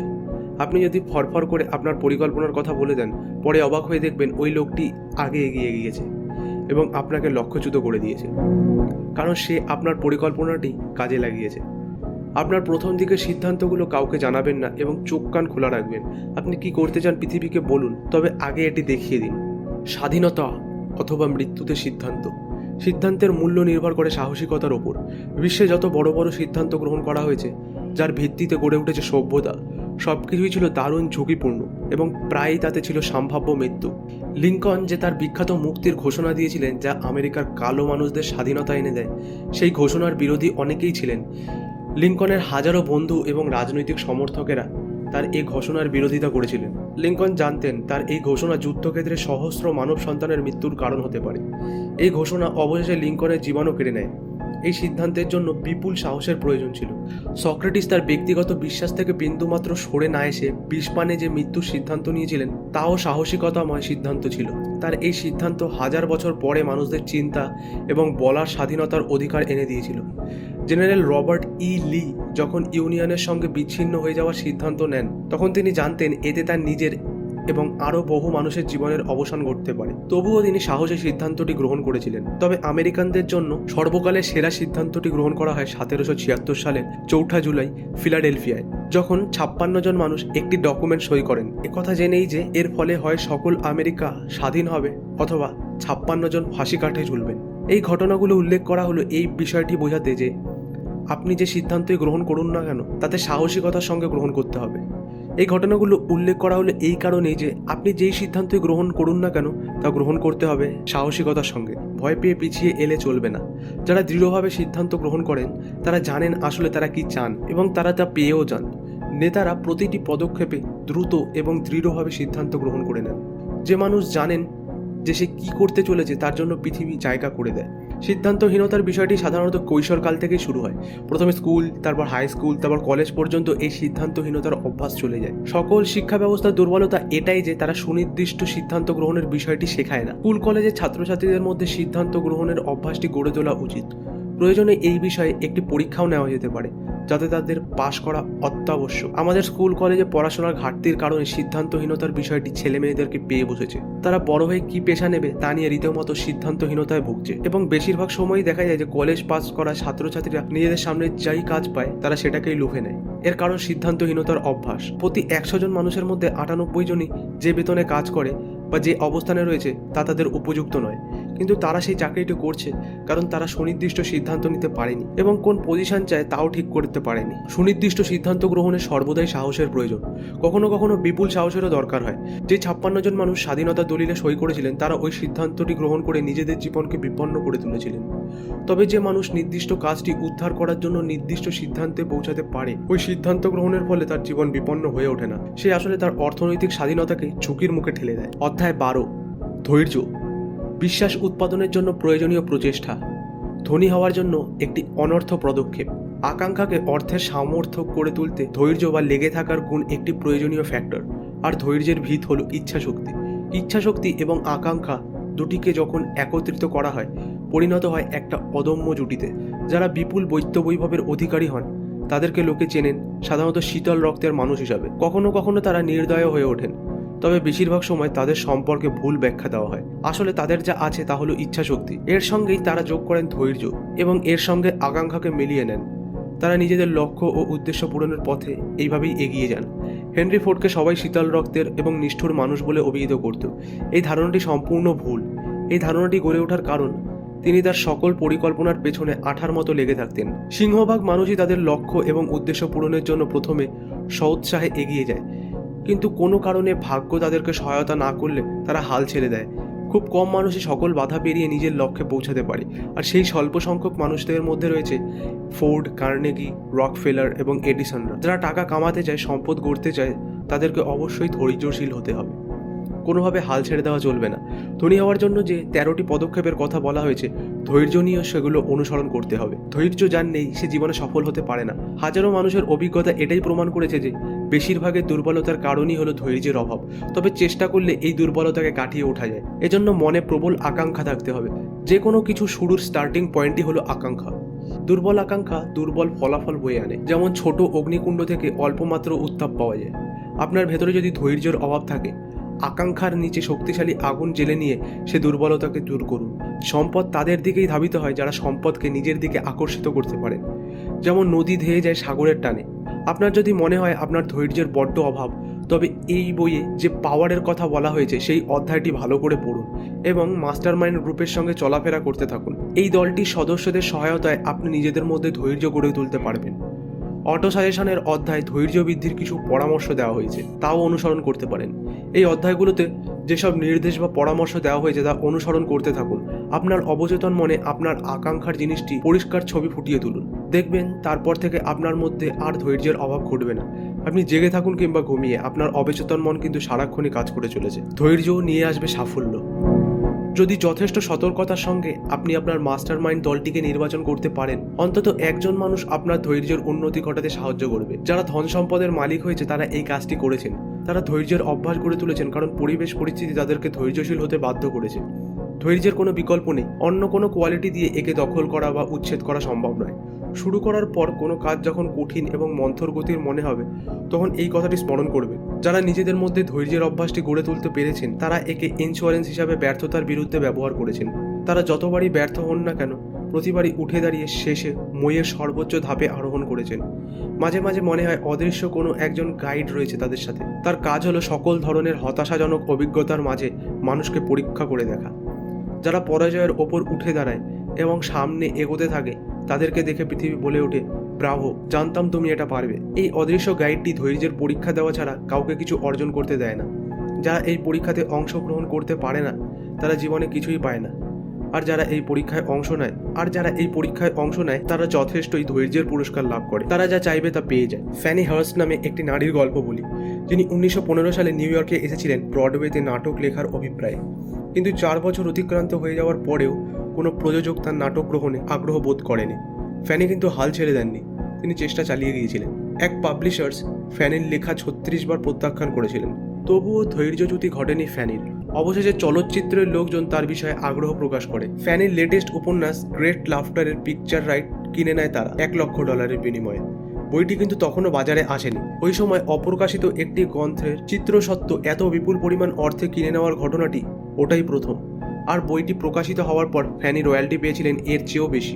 মনের অন্যান্য সকল অবস্থার মতো ধৈর্য গড়ে ওঠে বিশেষ কিছু নির্দিষ্ট কারণকে ভিত্তি করে। 1. দ্ব্যর্থহীন উদ্দেশ্য। আপনি কি চাইছেন সেটা জানতে হবে সবার আগে। ধৈর্যের উন্নতি ঘটাতে এটি সবথেকে গুরুত্বপূর্ণ পদক্ষেপ। একটি সুদৃঢ় মোটিভ অনেক কাঠিন্যকেই দূর করে দিতে পারে। আকাঙ্ক্ষা। প্রবল আকাঙ্ক্ষার পেছনে লেগে থাকতে পারলে ধৈর্য এমনিতেই অর্জিত হবে। 3. আত্মনির্ভরতা। একটি পরিকল্পনা নিয়ে এগিয়ে যাওয়ার মতো সাহস যদি মনে থাকে, যদি থাকে বিশ্বাস, তাহলে ধৈর্য সহকারে সেই পরিকল্পনা নিয়ে এগিয়ে যেতে হবে। 4. দ্ব্যর্থহীন পরিকল্পনা। সুসংগঠিত পরিকল্পনা তা যদি দুর্বল হয় এবং অবাস্তব হয়, তবুও ধৈর্য নিয়ে এগিয়ে যেতে হবে। 5. নিখুঁত জ্ঞান। যদি পরিকল্পনা হয় অভিজ্ঞতার ওপর ভিত্তি করে নিখুঁত, তবে তা ধৈর্যকে উৎসাহিত করবে। অনুমান না করে জেনে বুঝে কাজ করবেন, নইলে ধৈর্য ধ্বংস হয়ে যাবে। 6. সহযোগিতা। সহযোগিতা, একে অপরকে বুঝতে পারা এবং একত্রে কাজ করার মানসিকতা অনেকেরই ধৈর্যের উন্নয়ন ঘটায়। 7. ইচ্ছাশক্তি। নির্দিষ্ট লক্ষ্য পূরণে পরিকল্পনা করে তাতে মনোযোগ প্রদান ধৈর্যেরই নামান্তর। 8. অভ্যাস। ধৈর্য হলো অভ্যাসের প্রত্যক্ষ ফল। মনের ভেতরে যা প্রয়োগ করানো হয় তা মন হজম করে এবং দৈনন্দিন অভিজ্ঞতার অংশ হয়ে ওঠে। সাহসের মাধ্যমেই মানুষের প্রধান শত্রু ভয়কে জয় করা যায়। ধৈর্যের অভাবের লক্ষণসমূহ। 1. একজন মানুষ যখন বুঝতে পারে না সে আসলে কি চায়। 2. কারণ ছাড়া কিংবা কারণ নিয়েই কাজে গড়িমসি করা। বিশেষায়িত জ্ঞান অর্জনে অনাগ্রহ। সমস্ত কিছুতেই সিদ্ধান্তহীনতায় ভুগতে থাকা। সমস্যা সমাধানে নির্দিষ্ট পরিকল্পনা তৈরির বদলে অ্যালিবাইয়ের ওপর নির্ভরশীল হয়ে ওঠার অভ্যাস। আত্মতুষ্টি। যারা আত্মতুষ্টিতে ভোগে তারা জীবনে উন্নতি করতে পারে না। ঔদাসীন্য। যে কোনো ভুলের জন্য অপরকে দোষারোপের চেষ্টা এবং প্রতিকূল ঘটনাকে এড়ানো যেত সেটা না মনে করে মেনে নেওয়ার অভ্যাস। আকাঙ্ক্ষার দুর্বলতা, পরাজয়ের প্রথম ইঙ্গিতই হাল ছেড়ে দেওয়া, সুসংগঠিত পরিকল্পনার অভাব, এইসব পরিকল্পনা লিখে নিয়ে বিশ্লেষণ করা যায়, কিন্তু ধৈর্যহীনরা কখনোই সেটা করে না। আইডিয়া অনুসারে না চলার অভ্যাস, কিংবা নিজে থেকে সুযোগ এলেও সেটা ধরতে চেষ্টা না করা, ইচ্ছা করার বদলে কিছু পাবার আশা, ধনী হতে চাইবার বদলে দারিদ্র্য মেনে নেওয়া। ধৈর্যহীনদের মধ্যে উচ্চাকাঙ্ক্ষার বিষয়টি খুবই কম থাকে। কত শর্টকাটে ধনী হওয়া যায় তার চেষ্টা করা। সমালোচনার ভয়, পাছে লোকে কিছু বলবে এই ভয়ে অনেকেই পরিকল্পনা করতে ব্যর্থ হয় এবং সেগুলোকে কাজে লাগাতেও পারে না। এই শত্রুটির কথা তালিকায় সবার ওপরে স্থান দেওয়া উচিত ছিল, কারণ এটি অনেকেরই অবচেতন মনের ঘাপটি মেরে বসে থাকে, অথচ লোকে সেটি বুঝতেও পারে না। সমালোচনার ভয় নিয়ে কিছু কথা বলা যাক। অনেকেই আছে যারা তাদের আত্মীয় স্বজন, বন্ধু বান্ধবের দ্বারা এমনভাবে পরিবেষ্টিত হয়ে থাকে যে নিজেদের মতো করে জীবনযাপন করতে পারে না। এর কারণ হলো এই মানুষগুলো সমালোচনায় খুব ভয় পায়। প্রচুর মানুষ আছে যারা বিয়ে করে ভুল করে এবং অসুখী দুর্দশাময় একটি জীবনযাপন করে, কারণ তারা সমালোচনাকে ভয় পায়। তারা ভাবে তাদের ভুলগুলো শোধরাতে গেলে যদি সমালোচনার শিকার হতে হয়। লাখ লাখ বয়স্ক মানুষ শিক্ষা গ্রহণ করতে চায় না সমালোচনার ভয়ে, অথচ এরা ছোটবেলায় হয়তো নানা কারণে পড়াশোনার সুযোগ পায়নি, যে সুযোগটি বয়সকালে এসেছে। অসংখ্য নারী পুরুষ কর্তব্য পালনের নামে নিজেদের জীবন ধ্বংস করে দেয়, তাও এই সমালোচনার ভয়ে। লোকে ব্যবসায় ঝুঁকি নিতে চায় না, কারণ তারা ভয় পায় এই কথা ভেবে যে ব্যর্থ হলে অন্যরা তাদের নিয়ে সমালোচনা করবে। কিছু কিছু ক্ষেত্রে আকাঙ্ক্ষার থেকেও শক্তিশালী হয়ে ওঠে এই সমালোচনার ভয়। বহু লোক আছে যারা নিজেদের জন্য বড় কোনো লক্ষ্য স্থির করতে চায় না, এমনকি কেরিয়ার গঠনেও অবহেলা দেখায়, কারণ তারা এই কথা ভেবে ভয় পায় যে তাদের আত্মীয় স্বজন এবং বন্ধু বান্ধব তাদেরকে বলতে পারে, অত উঁচু আশা করো না, লোকে তোমাকে পাগল ভাববে। অ্যান্ড্রু কার্নেগি যখন আমাকে বলেছিলেন 20 বছর ধরে আমাকে সফল ব্যক্তি ও মানুষের কাছে যেতে হবে, তাদের জীবনের অর্জন কিভাবে হলো জানার জন্য, সবার আগে আমার মনে এই ভাবনাটি এসেছিল, লোকে কী ভাববে। লোকের সমালোচনার ভয়ে আমি এই কাজটি কিভাবে এড়িয়ে যাব সেই রকম কোনো অজুহাত একটা খুঁজছিলাম। আমার ভেতর কেউ একজন বলছিল, তুমি এই বিশাল কাজটি করতে পারবে না, কারণ এতে লাগবে প্রচুর সময়। তাছাড়া তোমার আত্মীয় স্বজনই বা তোমাকে কি বলবে, তুমি পয়সা জমাবে কীভাবে, কেউই সাফল্যের দর্শন তৈরি করে বসে নেই, তুমিই বা এসব বিশ্বাস করতে যাবে কেন? আর তুমি কে হে, এত বড় স্বপ্ন কেন দেখছো? তুমি গরিব ঘরের ছেলে, সে কথাটি মাথায় রেখো। দর্শন সম্পর্কে তুমি কি জানো? লোকে ভাববে তুমি একটা পাগল, এবং সত্যিই তারা তাই ভেবেছিল। অন্য লোকেরা কেন এ কাজটি আগে করেনি? এরকম অসংখ্য প্রশ্ন আমার মনে আচ্ছন্ন হয়ে গিয়েছিল। আমার মনে হচ্ছিল গোটা পৃথিবী আমাকে নিয়ে হাসাহাসি করতে শুরু করে দিয়েছে এবং আমার সমালোচনায় মুখর হয়ে উঠেছে। ওই অ্যাম্বিশনটি আমাকে নিয়ন্ত্রণ করার আগেই ওটাকে ত্যাগ করার সুযোগ হয়েছিল আমার, কিন্তু আমি তা করিনি। পরবর্তীতে হাজার হাজার মানুষের সঙ্গে কথা বলে বুঝতে পেরেছিলাম বেশিরভাগ আইডিয়াই জন্ম নেয় মৃত অবস্থায়। তাৎক্ষণিক অ্যাকশনের সুনির্দিষ্ট পরিকল্পনার মাধ্যমে এদের ভেতরের জীবনে নিঃশ্বাস প্রবেশ করাতে হয়। জন্মের সময় একটা আইডিয়ার যত্ন নেওয়া প্রয়োজন। সমালোচনার ভয় বেশিরভাগ আইডিয়াকে ধ্বংস করে দেয় এবং তারা কখনো পরিকল্পনা ও অ্যাকশনের স্তরে পৌঁছাতে পারে না। অনেকেই বিশ্বাস করে জাগতিক সাফল্য হলো সুবিধাজনক ব্রেকের ফলাফল, তবে এই ব্রেক কিন্তু নির্ভর করে ভাগ্যের ওপর, এবং এটা খুব কমই ঘটে। ব্রেক এমনি এমনি আসে না, একে সৃষ্টি করতে হয়। Comedian W.C. ফিল্ডস তার সমস্ত টাকা পয়সা খুইয়ে ফেলেছিলেন। তিনি বেকারও হয়ে পড়েন। তার বয়স তখন 60 ছাড়িয়েছে, যে বয়সে অনেকেই নিজেদেরকে বুড়ো বলে ভাবে। তবে ফিল্ডস কাজ করতে এতটাই আগ্রহ ছিলেন যে একটি সিনেমায় তিনি বিনা পারিশ্রমিকে নিজের কাজ করার ইচ্ছা প্রকাশ করেন। মরার ওপর খাড়ার ঘায়ের মতো তিনি পড়ে গিয়েছিলেন এবং ঘাড়ে বেদম চোট পান। অন্য কেউ হলে এত সব প্রতিকূলতা সয়ে অভিনয় করার কথা চিন্তাই করতেন না, হাল ছেড়ে দিতেন। কিন্তু ফিল্ডসের ধৈর্য ছিল অসীম। তিনি জানতেন লেগে থাকলে আজ হোক বা কাল একটা ব্রেক অবশ্যই পাবেন। তিনি সেই ব্রেক পেয়েছিলেন, তবে ভাগ্য তাকে সুযোগটা এনে দেয়নি। মেরি ড্রেজলারও তার 60 বছর বয়সে সমস্ত টাকা পয়সা খুইয়ে প্রায় দেউলিয়া হয়ে পড়েন। তিনি ব্রেকের আশায় ছিলেন এবং তা পেয়েছিলেন। তার ধৈর্যই তাকে কাঙ্ক্ষিত লক্ষ্যে পৌঁছে দেয়, যে বয়সে কিনা অনেকের মধ্যেই কোনো উচ্চাকাঙ্ক্ষা থাকে না। 1929 সালের স্টক ক্র্যাশে এডি ক্যান্টনের সমস্ত টাকা পয়সা উড়ে যায়, তবে তার ধৈর্য এবং সাহস উবে যায়নি। তিনি এ দুটিকে কাজে লাগিয়ে আবার ফিরে আসেন এবং তার সাপ্তাহিক ইনকাম যখন ছিল $10,000। আসলে ব্রেক জিনিসটা নিজেকেই তৈরি করতে হয়, ওটা এমনি এমনি হেঁটে আসে না। আপনি 100 মানুষের সঙ্গে কথা বলুন এবং জিজ্ঞেস করুন তারা জীবনে সব থেকে বেশি কোন জিনিসটি চায়।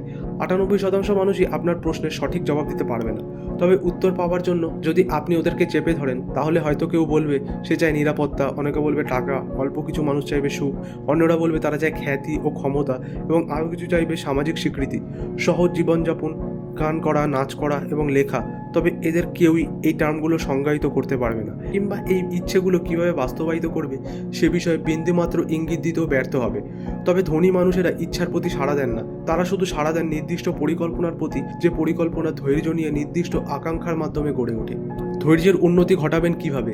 4টি সাধারণ পদক্ষেপ অনুসরণ করলেই আপনি আপনার ধৈর্যের উন্নতি ঘটাতে পারবেন। প্রয়োজনীয় সেই পদক্ষেপগুলো হলো তীব্র আকাঙ্ক্ষার বাস্তবায়নের জন্য সুনির্দিষ্ট উদ্দেশ্য, একটি নির্দিষ্ট পরিকল্পনা যাকে নিয়মিত অ্যাকশনে নিয়ে যেতে হবে, নিরুদ্যম্য প্রভাব এবং সকল নেতিবাচক চিন্তাভাবনার বিরুদ্ধে মনকে শক্ত করে বন্ধ করে রাখা। এর সঙ্গে আত্মীয় স্বজন, বন্ধু বান্ধব এবং পরিচিতজনদের পরামর্শও সংযুক্ত হবে। এক বা একাধিক ব্যক্তির সঙ্গে বন্ধুত্বপূর্ণ সম্পর্ক যারা পরিকল্পনা এবং উদ্দেশ্য নিয়ে এগিয়ে যাওয়ার উৎসাহ যোগাবে। জীবনে সাফল্য লাভ করতে চাইলে এই 4টি পদক্ষেপ গ্রহণ করা অবশ্যই প্রয়োজনীয়। যে 13টি মূলনীতির কথা বলা হয়েছে সেগুলো অর্জন করা সম্ভব হবে যদি এই 4টি পদক্ষেপকে অভ্যাসে পরিণত করা যায়। এই পদক্ষেপগুলোর মাধ্যমে একজন মানুষ তার অর্থনৈতিক নিয়তিকে নিয়ন্ত্রণ করতে পারে। এই পদক্ষেপগুলো চিন্তার স্বাধীনতার প্রতি মানুষকে এগিয়ে নিয়ে যায়। এই সমস্ত পদক্ষেপ মানুষকে ধনী হতে সাহায্য করে। এগুলো এগিয়ে নিয়ে যায় ক্ষমতা, খ্যাতি এবং বিশ্ব স্বীকৃতির পাশে। এই 4টি পদক্ষেপ অনুকূল ব্রেকের নিশ্চয়তা দেয়। এই পদক্ষেপগুলোই স্বপ্নকে বাস্তবে রূপ দেয়। এই পদক্ষেপগুলো ভয়, নিরুৎসাহ এবং ঔদাসীন্যকেও জয় করতে সাহায্য করে। শেষ মহানবী টমাস সার্জের রিভিউ। হযরত মুহাম্মদ ছিলেন একজন নবী, তবে বিশ্ববিদ্যালয়ের শিক্ষাতেও তিনি শিক্ষিত হতে পারেননি। 40-এর আগে তিনি তার মিশন শুরু করেন। তিনি যখন ঘোষণা করেন তিনি আল্লাহর প্রেরিত নবী, প্রকৃত ধর্মের বাণী নিয়ে এই দুনিয়ায় এসেছেন, তখন সবাই তাকে নিয়ে হাসি ঠাট্টা করেছে, তাকে পাগল বলে আখ্যায়িত করেছে। শিশুরা তাকে মাটিতে হোঁচট খাইয়ে ফেলে দিয়েছে। মহিলারা ময়লা আবর্জনা ছুঁড়ে মেরেছে তার গায়ে। তাকে তার নিজের শহর মক্কা থেকে বিতাড়িত করা হয় এবং তার অনুসারীদের কাছ থেকে সবকিছু কেড়ে নিয়ে তার সঙ্গে মরুভূমিতে পাঠিয়ে দেয়। মুহাম্মদের জন্ম মক্কার এক নেতৃত্বস্থানীয় পরিবারে। মক্কা তখন ছিল ব্যবসা বাণিজ্যের কেন্দ্রস্থল। তখন ওখানকার শিশুরা মরুভূমিতে বেদুইন দ্বারা লালিত পালিত হতো। যাযাবর মায়েদের দুধ খেয়ে বড় হয়েছিলেন মুহাম্মদ। তিনি মেষও চড়াতেন। মুহাম্মদ প্রাচ্যের বহু দেশ ভ্রমণ করেন, বিভিন্ন ধর্মবিশ্বাসী লোকেদের সঙ্গে কথা বলেন এবং লক্ষ্য করেন খ্রিস্টান ধর্মের মানুষজন নানা যুদ্ধে প্রবৃত্ত হয়েছে। এমত অবস্থায় বিধবা নারী খাদিজা মুহাম্মদকে খুব পছন্দ করতেন। তিনি তাকে বিয়ে করেন। যদিও খাদিজার বাবা এই বিয়ের বিপক্ষে ছিলেন। পরবর্তী 12 বছর মুহাম্মদ একজন ধনী ও কৌশলী ব্যবসায়ী হিসাবে সকলের শ্রদ্ধা ও সম্মান অর্জন করেন। তারপর তিনি মরুভূমিতে ঘুরতে বের হন এবং একদিন কোরআনের প্রথম আয়াত নিয়ে ফিরে আসেন এবং খাদিজাকে বলেন ফেরেশতা জিবরাইল তার কাছে এসেছিলেন এবং বলেছেন মুহাম্মদ আল্লাহ প্রেরিত নবী। আল্লাহর বাণী কোরআন ছিল মুহাম্মদের জীবনের এক অলৌকিক ঘটনা।